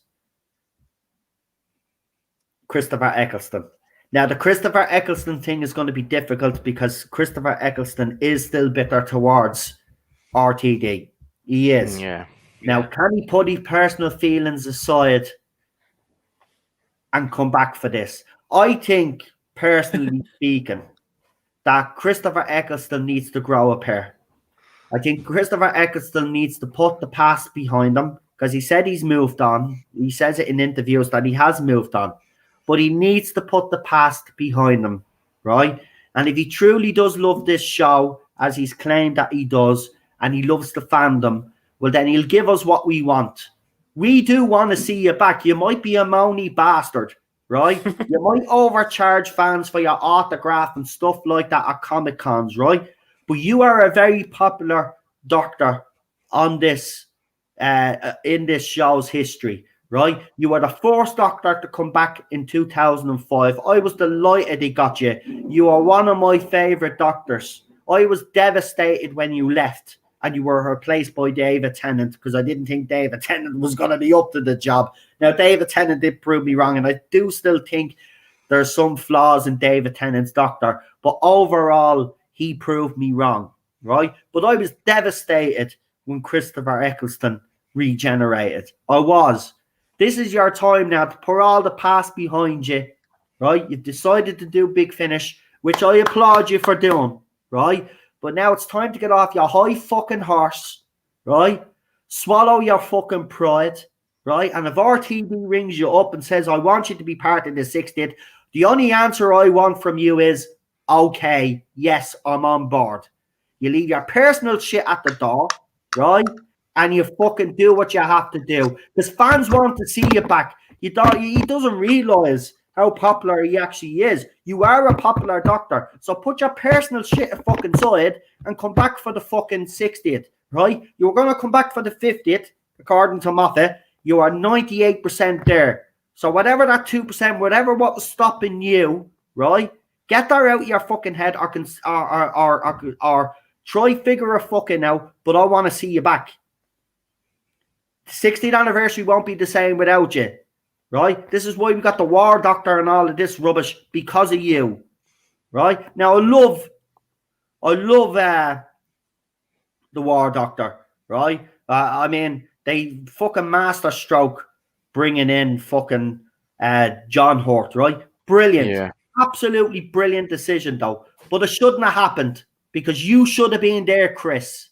So now, just fucking put all your... Look, it's time. You're a grown-ass fucking man. Put your personal feelings aside. I want to see you in that 60th. I'd even go as far as to say, let him lead the fucking 60th, right? If do whatever you have to do, RTD, to bring this man back. If you have to make him the main star of this, like they did with Matt Smith's 50th, and then they brought in the other, make him the main fucking star, right? But he has to come back. I'm sick. I'm just sick of all of this shit, man. He needs to put the past behind him. He does need to pull his finger out because he's one of the big. Look, he started off this new Who era, so he has to be there for the 60th. He didn't show up for the 50th, fair enough, but he has to be there for the 60th. He has to. Do you know, I'm going to do a separate video on this and the reasons, and I'm going to direct it directly at Christopher Eccleston. And I'm going to say it out straight. You need to put your personal feelings aside. You are wanted in this fandom. Fandom have already showed you how popular you are. I mean, you're charging most fucking doctors out there, and fans are giving you their money, right? So if they're giving you your money and you're willing to take the fucking money, if you're asked to fucking come back to the show, you shouldn't fucking hesitate, right? Because you're taking fans higher than fucking cash with no problem, right? So do it. Do the right fucking thing and fucking, if you're called up to be in the 60th, you say yes. End of. I think we all want to see him back in his costume again. Of course I do. I would love to see his doctor interact with the other doctors. Yeah. It would be fucking brilliant, man. Christopher Eccleston is a great fucking actor. Yes, he has his personal problems. His life hasn't been the best. I know Jordan, his run on Doctor Who, his wife apparently had marital problems. I think his wife left him or something like that, or there was something going on, and he had an eating disorder. Billie Piper as well. Apparently she had an eating disorder while she was fucking filming Doctor Who. You know, because there is pressures, let's be honest. There are pressures on young women nowadays, especially when they're on screen, to look a certain way, you know, it's all about image and stuff like that. And she was suffering as well. But Billie came back. Billie came back twice. She came back for RTD's run in Series 4, and then she came back again as when they did the box, she played Bad Wolf Girl, right? So she came back twice. She was willing to fucking come back. So, you know, if he doesn't come back for the 60th, I'm done with Christopher Eccleston. I'm done. I don't want to hear excuses from him. He's a grown-ass fucking man. You know, yeah, okay, he mightn't like the way he was treated and all. But if RTD is willing to give him an olive fucking branch and go and talk to him, say, I want you in the 60th, and he turns it down, well, then he can go and fuck himself, right? And I don't think fans should be giving him any money at Comic-Cons either. I think that should stop. If we find out off RTD that he actually rang Christopher Eccleston up to bring him back, and he refused again, people should refuse to give him money.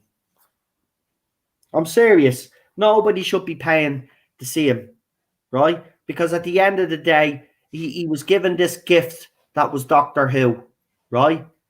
And let's be honest, yeah, before it, he did have a career and he was very popular. I'm not going to lie.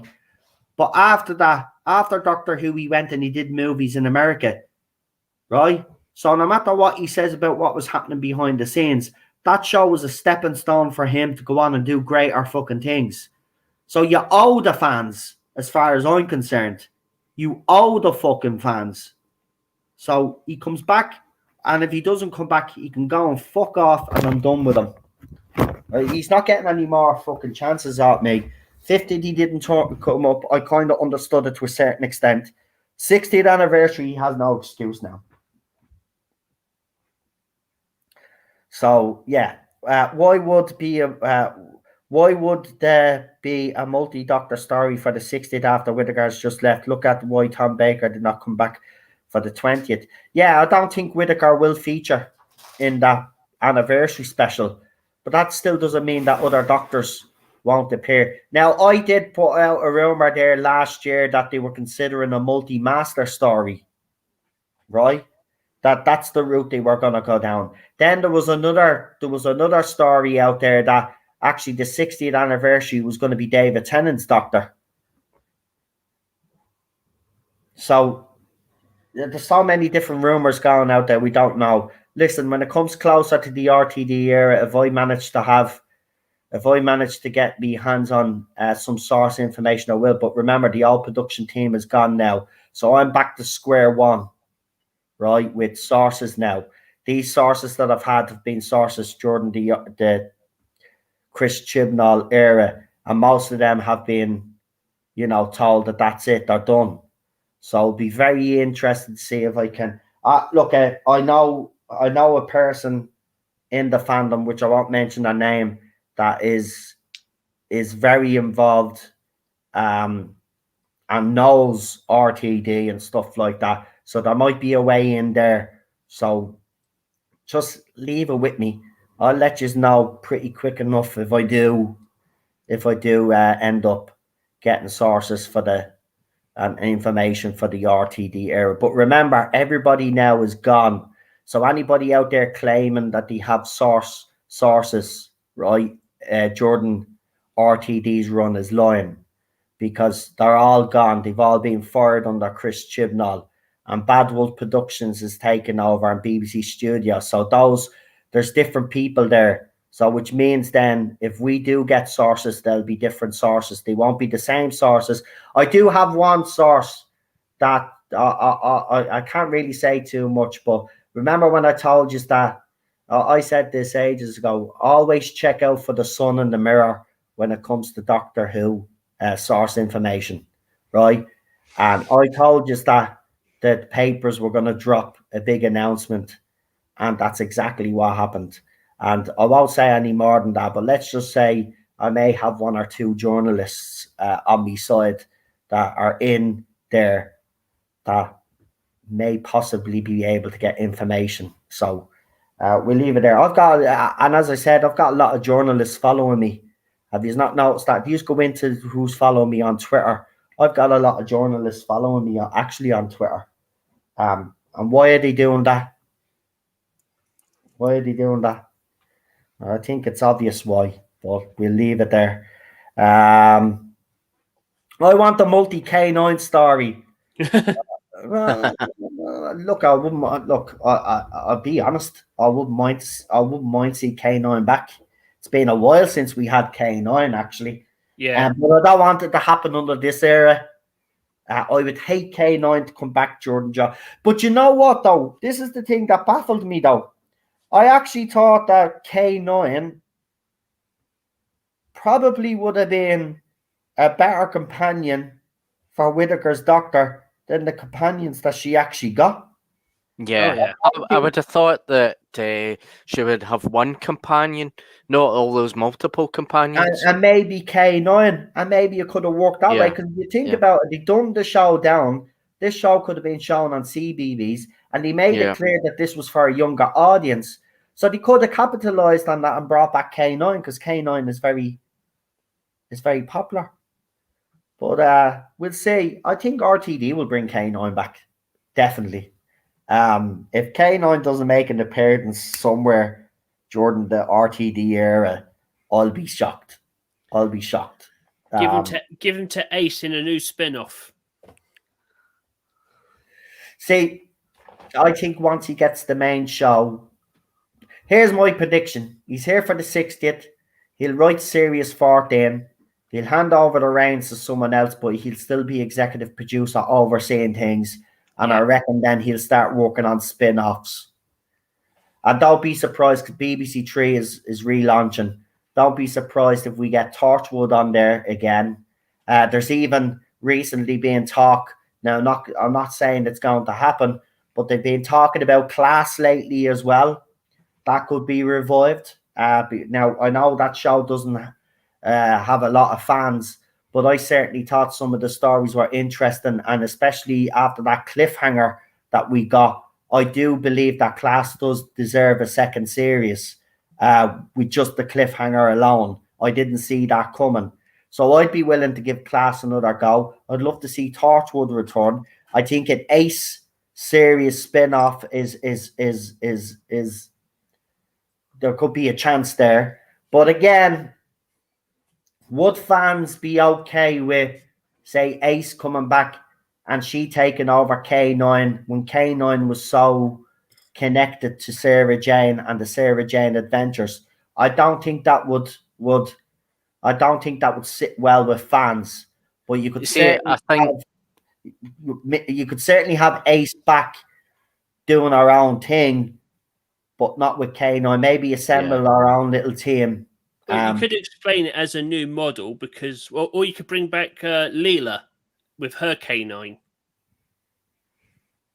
Yeah, you could. And as Nicholas said there, K9 was last seen in the Sarah Jane adventures with Luke. Exactly. So that's why I don't think it would happen with Ace. A Rose spin-off. Well, Billy Piper, very interestingly enough, has piped up again. See what I did there? Billy Piper has recently piped up again. Not good. And she said that if the conditions were right and the story was right, she would come back to Doctor Who. Listen, all of this is going to come about because RTD, obviously, it was his first companion. Look, I wouldn't be surprised if she shows up in some form. Yeah. Nicholas, £5 super chat says the scripts for Class season 2 was adapted into Big Finish audio stories after the show was cancelled. Actually, no, it wasn't. The Big Finish audios do not finish off the story because they don't have the rights to do it. I remember when the Class Big Finish audios came out, I was saying, brilliant. It's at least we'll get to see what happened with the cliffhanger, but they didn't do that. Sure, even some of the characters that were killed off in season 1 were brought back for series 2. So Big Finish didn't continue the story, actually. They went down their own direction. And that's why I was disappointed because Big Finish didn't actually, but I was told that they hadn't got the rights to do it. So, because obviously written by Patrick Ness, is that his name? And it was promoted by Stephen Moffat, but not very well. But they never actually continued that story with the Big Finish audios, unless they've done it only recently. But I know for a fact when the Big Finish audio Class came out, they actually ignored that story and continued their own story.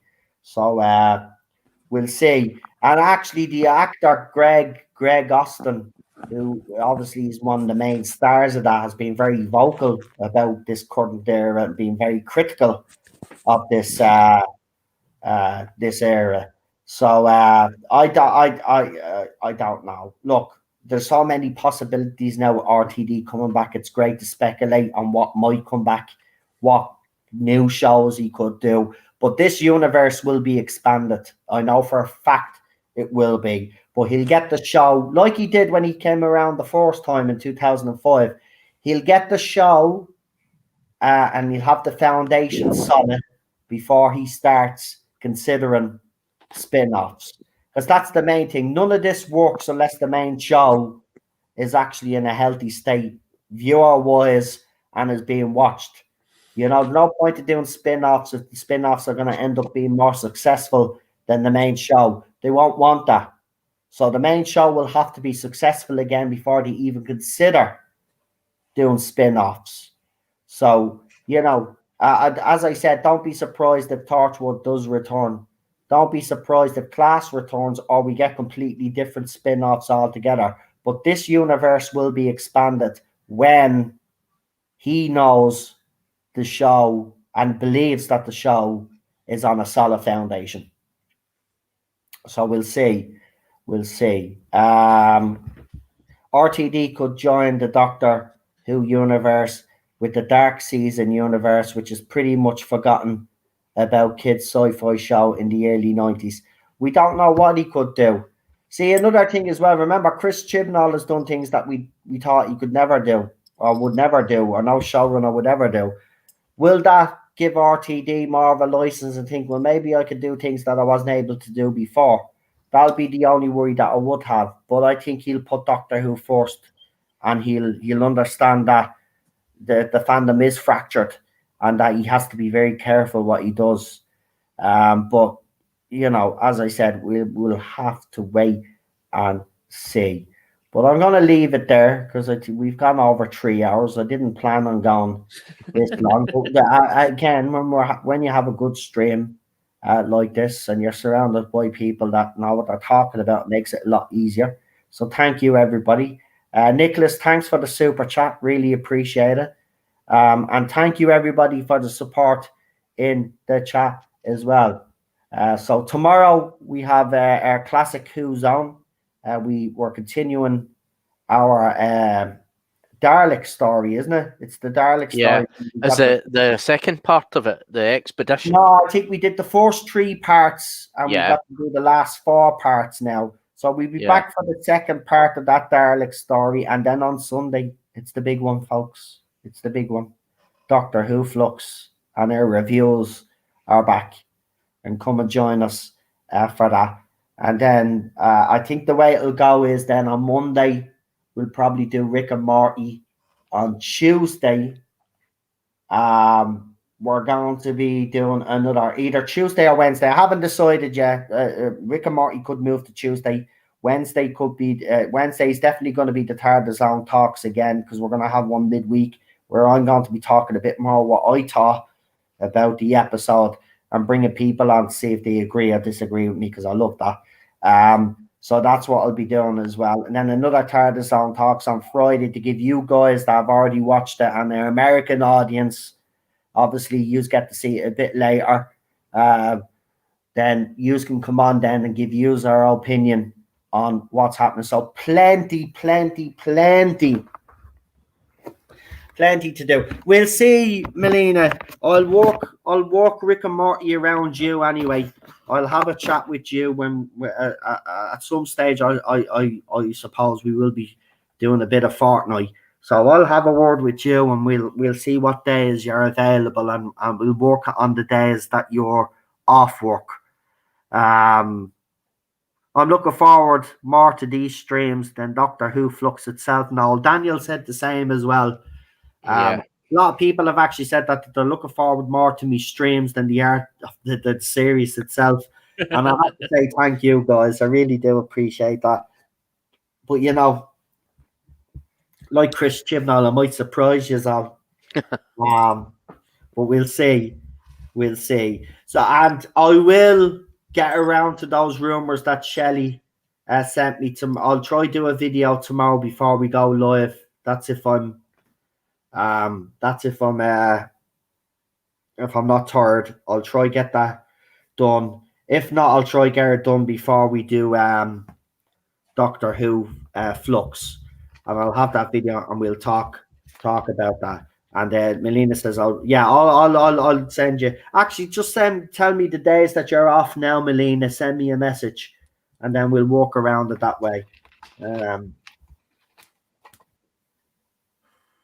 on now.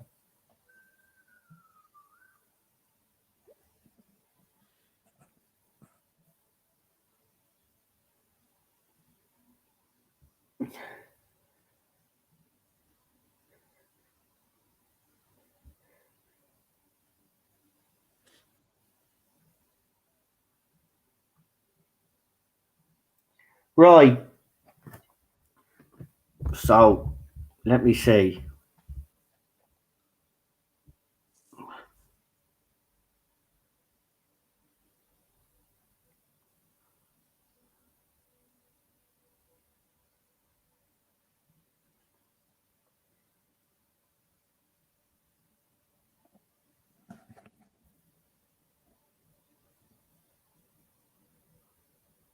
Right. Right. So, as I suspected, RTD will take over. And then after that, he's going to hand the reins to apparently Toby Whithouse. Oh. Also, the 14th Doctor may be female. But you aren't going to guess who it is.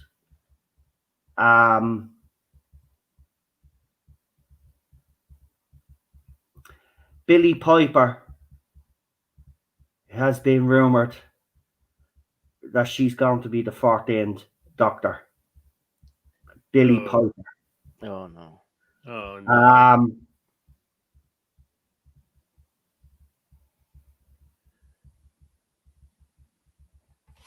They'll be using the same technology. We already spoke about this, that they used on the Mandalorian. That's cool. Apparently Billy Piper is really up for it, and RTD is 100% invested in her to show Chibs how badly he messed it up.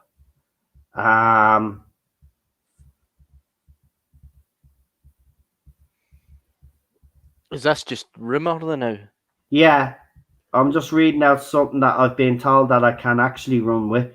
So to rehash, RTD will be taken over, but then he will hand over the reins to Toby Whithouse. Billy Piper is being lined up to play the 14th Doctor, and apparently she's on board with it. Apparently there will be a Doctor Who movie, but I can't tell you who they have lined up for that. But let's just say that this is a Hollywood star that's big right now.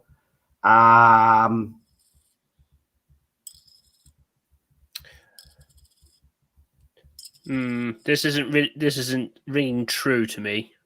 No, I think it's just a rumor.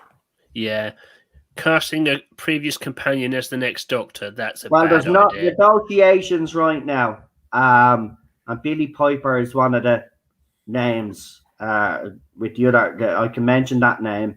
Apparently she's up to doing it. The condition is that she does not have to be like a shop dummy. She wants to do a Michelle Gomez and blow the doors off.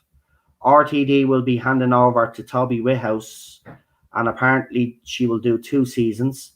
Then it's a regeneration leading into a movie. Then they'll have the Hollywood star, which it hasn't been the negotiations apparently are still ongoing, so I can't mention who they've got. But all I will say is that this actor is very big in Hollywood.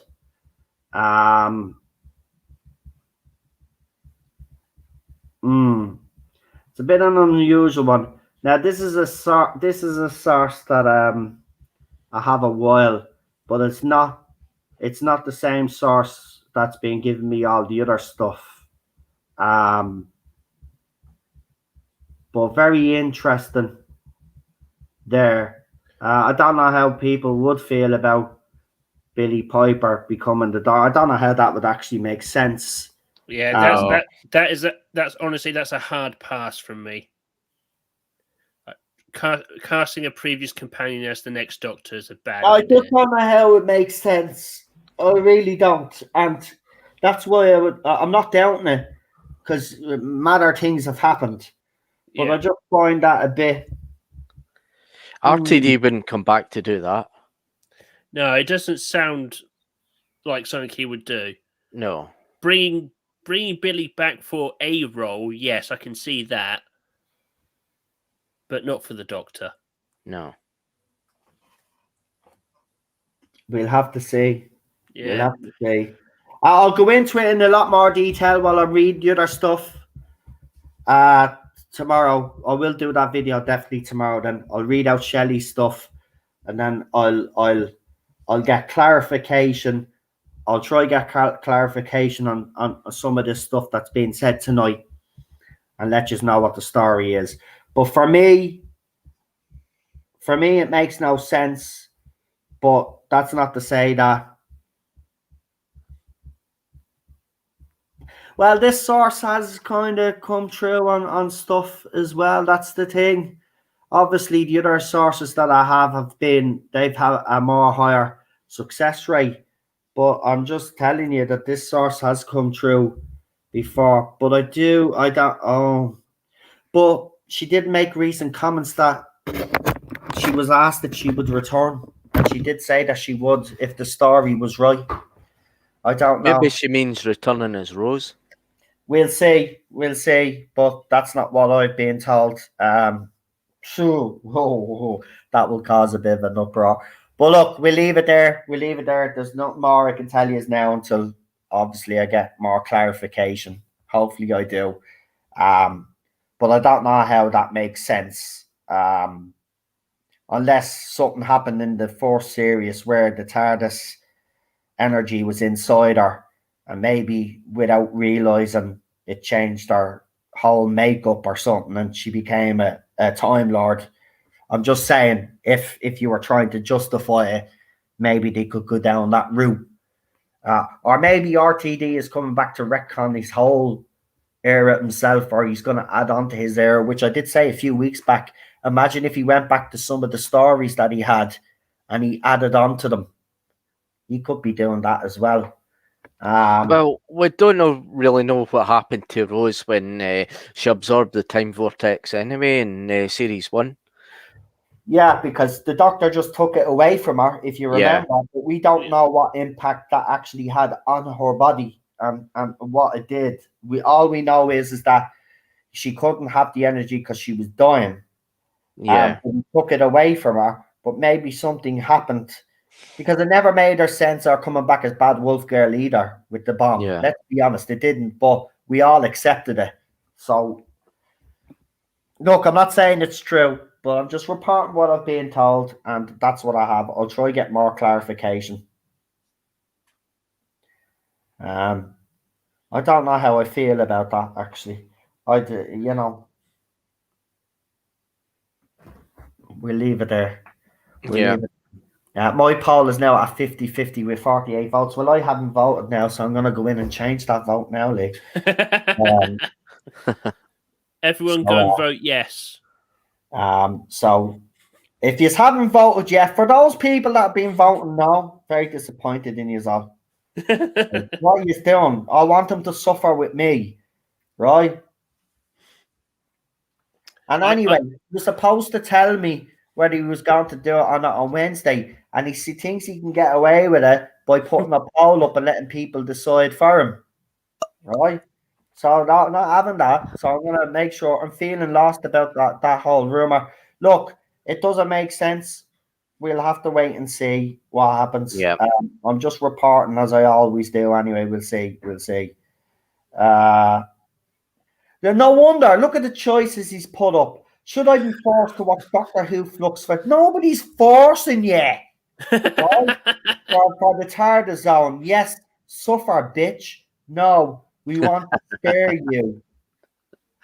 And I'm at the putting in, yes, suffer, bitch.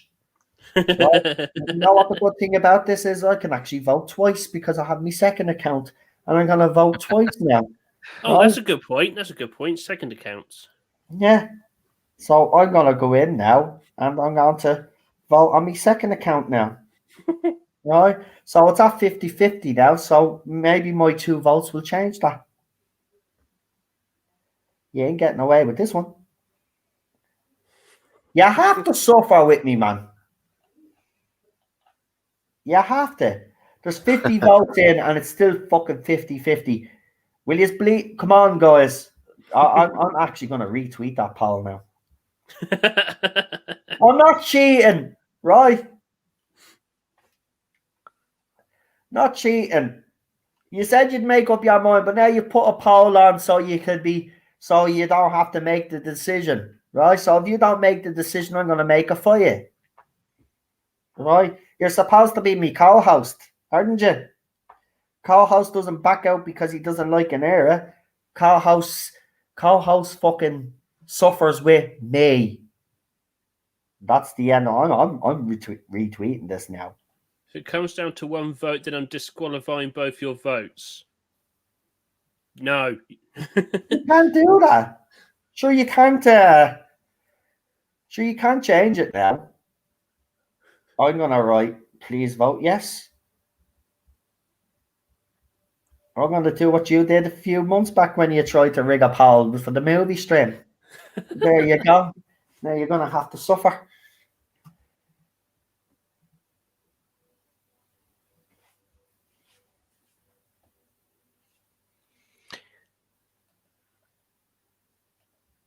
Right. Otherwise, I'll send you my mental health hospitalization fees. Hey, it's not going to be that bad. I don't think so.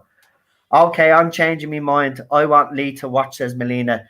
Well, I know you're not on Twitter anymore, I don't think. I was going to say, will you vote? Did he actually put the poll? He didn't put the poll in the live chat, did he? No, he didn't. He didn't. That's exactly what I'm going to do now. And as the host, he can't stop me. Lee thinks he's getting away with it. Lee suffers with me. He's supposed to be my co-host for this. So Lee is going to suffer with me, whether he likes it or not.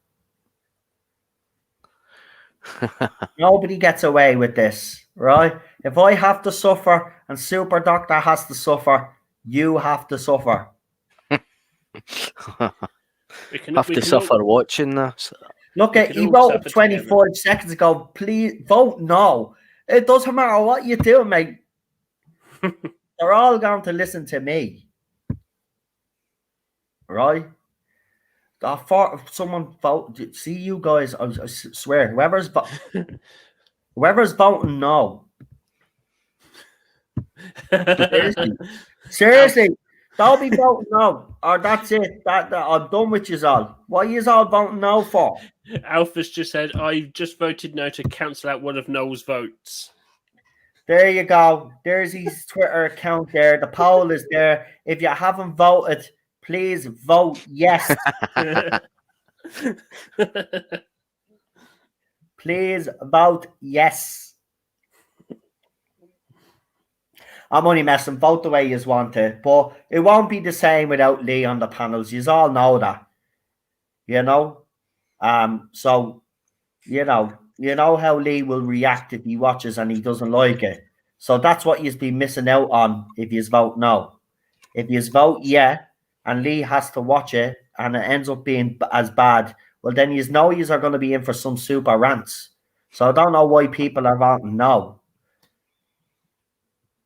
Because I'd vote yeah. Well, I did twice. Maybe he's trying to get himself out there. 50-50. 54 votes in. 54 votes in. I'll check on this tomorrow. Right? He's not getting away with it. Please vote. Please vote. Right. We'll leave it at that. I will see Real Super Doctor tomorrow for some classic Who Zone. Remember now, the panel is Lee, a Real Super Doctor, and Charlotte. For New Who, it's PD Rich, Charlotte, and Alpha Omega. And I think I have a few other names as well. I'll figure it out later. But I know Sigma wants to join us for the panels for the watch-alongs, don't you? The review panels, don't you, for Series 13? Yeah, that's the one. Yeah.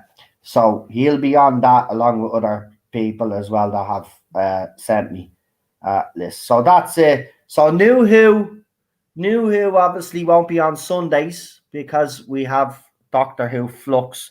So it'll probably be New Who on Monday. When I find out off Melina what days she's off, I'll let you know when Rick and Morty is on. So Either the Tardis Zone talks will be on Tuesday or it'll be on Wednesday. And New Who will be on the day that I have. Yeah, it's all confusing. Look, we'll figure it out. There's 7 days in a week. I'm pretty sure I'll be able to fucking plan out this schedule. But as I said, keep voting there. Keep voting. And if I see that they're no winning, I'm never talking to any of these again. Right, I'm done. Right, and you can all go and find a new channel then. Right, because I'm done. If he's not going to suffer with me, I'm done.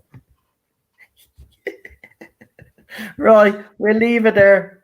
Thanks for joining me, Nicholas. Thanks for that super chat. Really appreciate it. I want to thank my guests who came on tonight. Thank you for coming on. Really appreciate it. And we will talk to you. Actually, if one of me moderators could do me a favor and throw up the guys' YouTube channels there. And if you could, before I leave, put up my second channel, The Irish Geek, as well. I'll just hang on for a few more minutes until I see the links coming up. The vote will be, look, it doesn't matter what the vote will be. If people vote yes, you're coming on no matter what. That's it. And the fact that you used the poll to try worm your way out of this has not impressed me much. As Shania Twain said, that don't impress me much. Right? If you can't make up your own mind, then there's something seriously wrong there, mate. You were supposed to tell me on Wednesday, right? I gave everybody plenty of time, and now you're doing a poll. Not fair. No fair whatsoever. He's just trying to wriggle his way out of it. Of course he is. Look, if you don't want to do it, just say no, and I'll get someone else. You don't have to do a bleeding poll. But it won't be the same without you. You know what I mean? So it's up to yourself. It's up to yourself, though. I'm going to keep it. Oh, it's way back down to 50-50 again. Yeah, it's 50-50 right now. Now, here's the thing, though, Lee. If it stays at 50-50, what you going to do? That's the thing. If it stays at 50-50, what you going to do? Because it might stay at 50-50. So, I mean, I think the poll was a bit of a bad idea, to be quite honest with you. You could have just made up your own mind, letting other people decide it for you. Is PD still here? I can't get the links. I'll toss a coin. You'll toss a... Oh, Jesus Christ. No, you won't toss the coin. If it's 50-50, I'm going to toss the coin, and I'll do it on camera. You ain't tossing no coin, right? Because you could rig that, right? Because there's a certain way you can flip a coin to make it land on what you want. I will flip the fucking coin if it's 50-50. I don't trust you as far as I fucking throw you, mate. Not when it comes to this. No way, because I know you're worming your way out of this. You ain't worming your way out of that. You've got responsibilities. Right, then we'll get Charlotte to do the coin then. You don't trust me either? Right, then we'll get Charlotte to toss the coin. Because you can't accuse Charlotte of being on either side of this argument. So we'll get Charlotte to do it then. Right? There you go. Right, fair enough. You don't trust me. We'll let Charlotte do it. That's fair enough. But you're not warming your way out of this one. No way. No way. Right, Alpha is putting the channels in. Thank you, Alpha, and throw your own one in there as well. And then we'll leave. Lads, you just want to give any final thoughts? I'm just going to go into the bathroom for a second as well. But do you guys want to give you our final thoughts before we leave? If you just want to, how do you think it'll go overall? The whole series, do you think would be an improvement? Actually, I did put up a poll. Do you believe that Chris Chibnall with Doctor Who, Flux, and his specials can leave on a high? I'll give you the poll as it stands right now, and then you guys then can discuss it while I go in and have a wee. Sorry, but I've been kind of holding me wee for a while. I don't know why I'm still saying wee, but there you go. I've been holding me wee. But I'll probably be defluxing these next 6 weeks anyway. But hopefully not. Right, so this was the poll that I put up, and there's 97 votes, and I'm going to retweet it now. So if you haven't voted, please do. So I wrote, will Doctor Who Flux climb in ratings, or will the ratings continue to decline? Vote below. Poll ends on Sunday night. It ends before the episode airs anyway. So far, with 97 votes, there's 2 days and 2 hours left, by the way. So if you haven't voted, I will retweet it so you can vote. So 22% of the people that voted in my poll believe that the ratings will climb. But a whopping 78% so far out of 97 votes only. Now, most of me polls now do better. When I used to put a poll up, I'd have 12 people or something vote on it, and they weren't really reliable. But I get over 100 odd people voting, so it's a bit more, it's a bit better. But not 78% of people say it will continue to decline. Lads, that's the question to ask you guys. I know I kind of asked it a little bit earlier, but we didn't go into too much detail. If you would like to explain your reasons why you think the ratings will either go up or down, please do. And we'll start with you, Sigma. I'm going to go to the toilet. And then Real Super Doctor, when Sigma gets his point done, you just hop in there and give your opinion, and then we'll leave it at that, yeah? Right. Right. Right, go ahead, guys. All right. I think the first episode we'll probably see a small boost in ratings, but honestly, I think the downward trend will continue because this era has just been tarnished by terrible writing on Chibnall's part. I'm going into this series cautiously optimistic, hoping for the best, expecting the worst. I'm going to get through these last 9 episodes, like these 6 for this year and the 3 specials, because I know RTD is coming, and the light is at the end of the tunnel. Essentially, that's where I'm sitting on it. I think the ratings will just have maybe an extra couple of hundred onto it. I don't think this episode's going to be a successful episode. I'm going to expect disappointments and that. I don't think it's going to be anything special, but you never know. It might surprise me. It's just with the usual with Chris Chibnall. It's terrible writing and the bad acting and that. I just don't know. Just going to expect it. Yeah. Well, I'm back now. Yeah, look, again, the 4th episode is not a real indicator of how successful or bad this era is going to be, because, as I said, the first episode of each of Chibnall's series has done pretty well. It'll be the 2nd and 3rd episode where we will get an idea of how good or bad this actually is. And with that, I'll leave it there. Look, I'll see you all on tomorrow anyway, but I'll see you, the rest of you here on Sunday. Remember, we go live 15-20 minutes after the episode has aired, so there will be plenty of spoilers. So I will have I'm going to do a little video at the start of each stream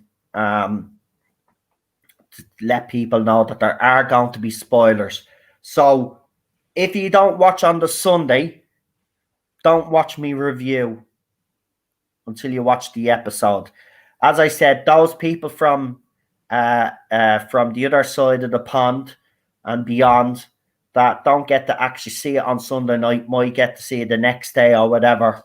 That's why we're having 2 Tardis Zone talks. So it'll give those people that have only watched it a chance to come on and give their, because I want to get as many points of view and opinions as possible, as we always do. So there'll be plenty of platforms for you guys to come on and air your grievances, or your, obviously, if there's anything positive to talk about, you will be able to come on. So nobody will miss anything. But Sunday night there will be spoilers. So I'm just warning people, if you do come and watch the stream, it will be plastered along the screen before we start, that there'll be spoilers incoming. So if you haven't watched, my suggestion is you don't watch our review until you watch the episode. Don't be influenced. And that's another thing that I will end with this stream with, right? If you are going to watch this story, right, and you don't watch it on the night that it airs, I would suggest that people out there do not watch people's reviews until they watch the episode for themselves. Because if you do watch someone's review, you'll probably be influenced and have what they said in your mind while you're watching it, and then you'll automatically dismiss it because people have been negative about it, right? So my suggestion is watch the episode first, come to your own conclusions and your own opinions first, and then go and watch these reviewers, including myself, and see whether you agree or disagree with those reviewers. It's very important that you guys out there, especially ones that are watching, that you aren't influenced by people out there. It's up to you yourselves to make up your own mind and your own opinions. And I have seen over the fandom the last few years that seems to be a thing where someone will come out and say something negative about a film, and then someone will say, well, I'm not going to watch that film based on that person's review, but they haven't watched the film themselves or a TV show. It's important that you watch these things for yourselves. And I will stress that all the way through. Watch it yourselves, guys. Make up your own mind, and then go and watch the reviews. And then if you agree or disagree with reviewers, that's all well and good. But that's the way you should go into it. You should never go in with any preconceptions. Yes, we do have a past that does tell us that it's been bad in the past, but you never know with this one. So let's see what happens. So as I said, there'll be plenty of spoilers. So join us on Sunday, and yeah, it's going to be. I'm looking forward to it. I'm looking forward to the banter, and I'm obviously looking forward to the little heated debates that we will have. Because trust me, there'll be things that I'll probably agree with and disagree with, and it'll be the same with people with me. They'll either agree with me or they disagree with me, and it does make for good panels. So come and join us for Doctor Who Flux this Sunday, 15 minutes after the episode, maybe 20 minutes after the episode drops. I'll put the link up when the episode is airing. So the link will be up as the episode is on. So if you want to come into the chat and you are watching and you want to come in and say stuff about the episode, you are more than welcome to do so. I'll be putting that link up tomorrow night. It'll be up early so everybody can get in and say what they have to say. But remember, watch it for yourselves. That's the most important. Don't be relying on critics out there to make up your mind for you. If you are watching this, watch it and then give you our own opinions before you go and watch these other YouTube. Because I already know what's going to happen. Even if this is half decent, right? I already know that there's going to be a lot of negativity. So we'll see. We'll see. Right, I'm off. Say goodnight, panel. Good night. Good night. I want to thank Josh as well, our other guest that we had on earlier. Thank you. Lee, I'll see you on Sunday for Doctor Who Flux. Because you're going to lose that poll big time. You might be winning it now. I don't know. But you will lose. You will be on here on Sunday. I can guarantee that. So I'll see you on Sunday as well. Look forward to hearing your rants. And to the rest of you guys, he says, go to hell. You're going to lose the poll. You're going to lose the poll. I'm going to make sure you lose. Because I have a secret weapon up my sleeve, which I haven't even done yet. So that poll's going to completely change. Right? You see, you're on here. It's on 56.5. Yes. For an hour, yes. Yes. And I haven't even enacted my plan yet. You're screwed, mate. You're screwed. It's gonna be 70-30. You're gone. You're gonna be watching. You're gonna suffer. Right. See you later, folks. This has been the Tardis Zone Talks. We'll see you over the weekend. Have a good one. Stay safe. Look after yourselves. Enjoy your weekend. And don't eat too much candy. You know, it's Halloween. Don't eat too much candy. We don't want anybody sick. So we'll see you soon. Bye-bye. Bye. Goodbye.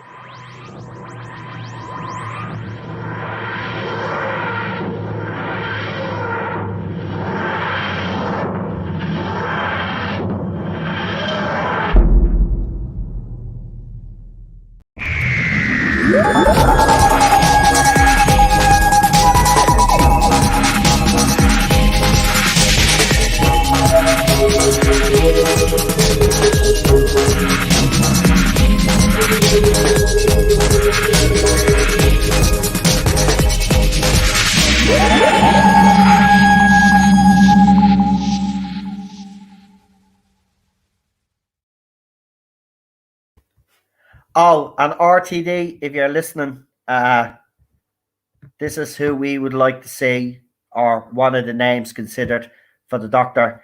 This is obviously all these. I forgot to mention. I haven't mentioned in a while, but I will. All of these trailers that you see, are intros and outros on the channel, are all done by Problem being Lee himself.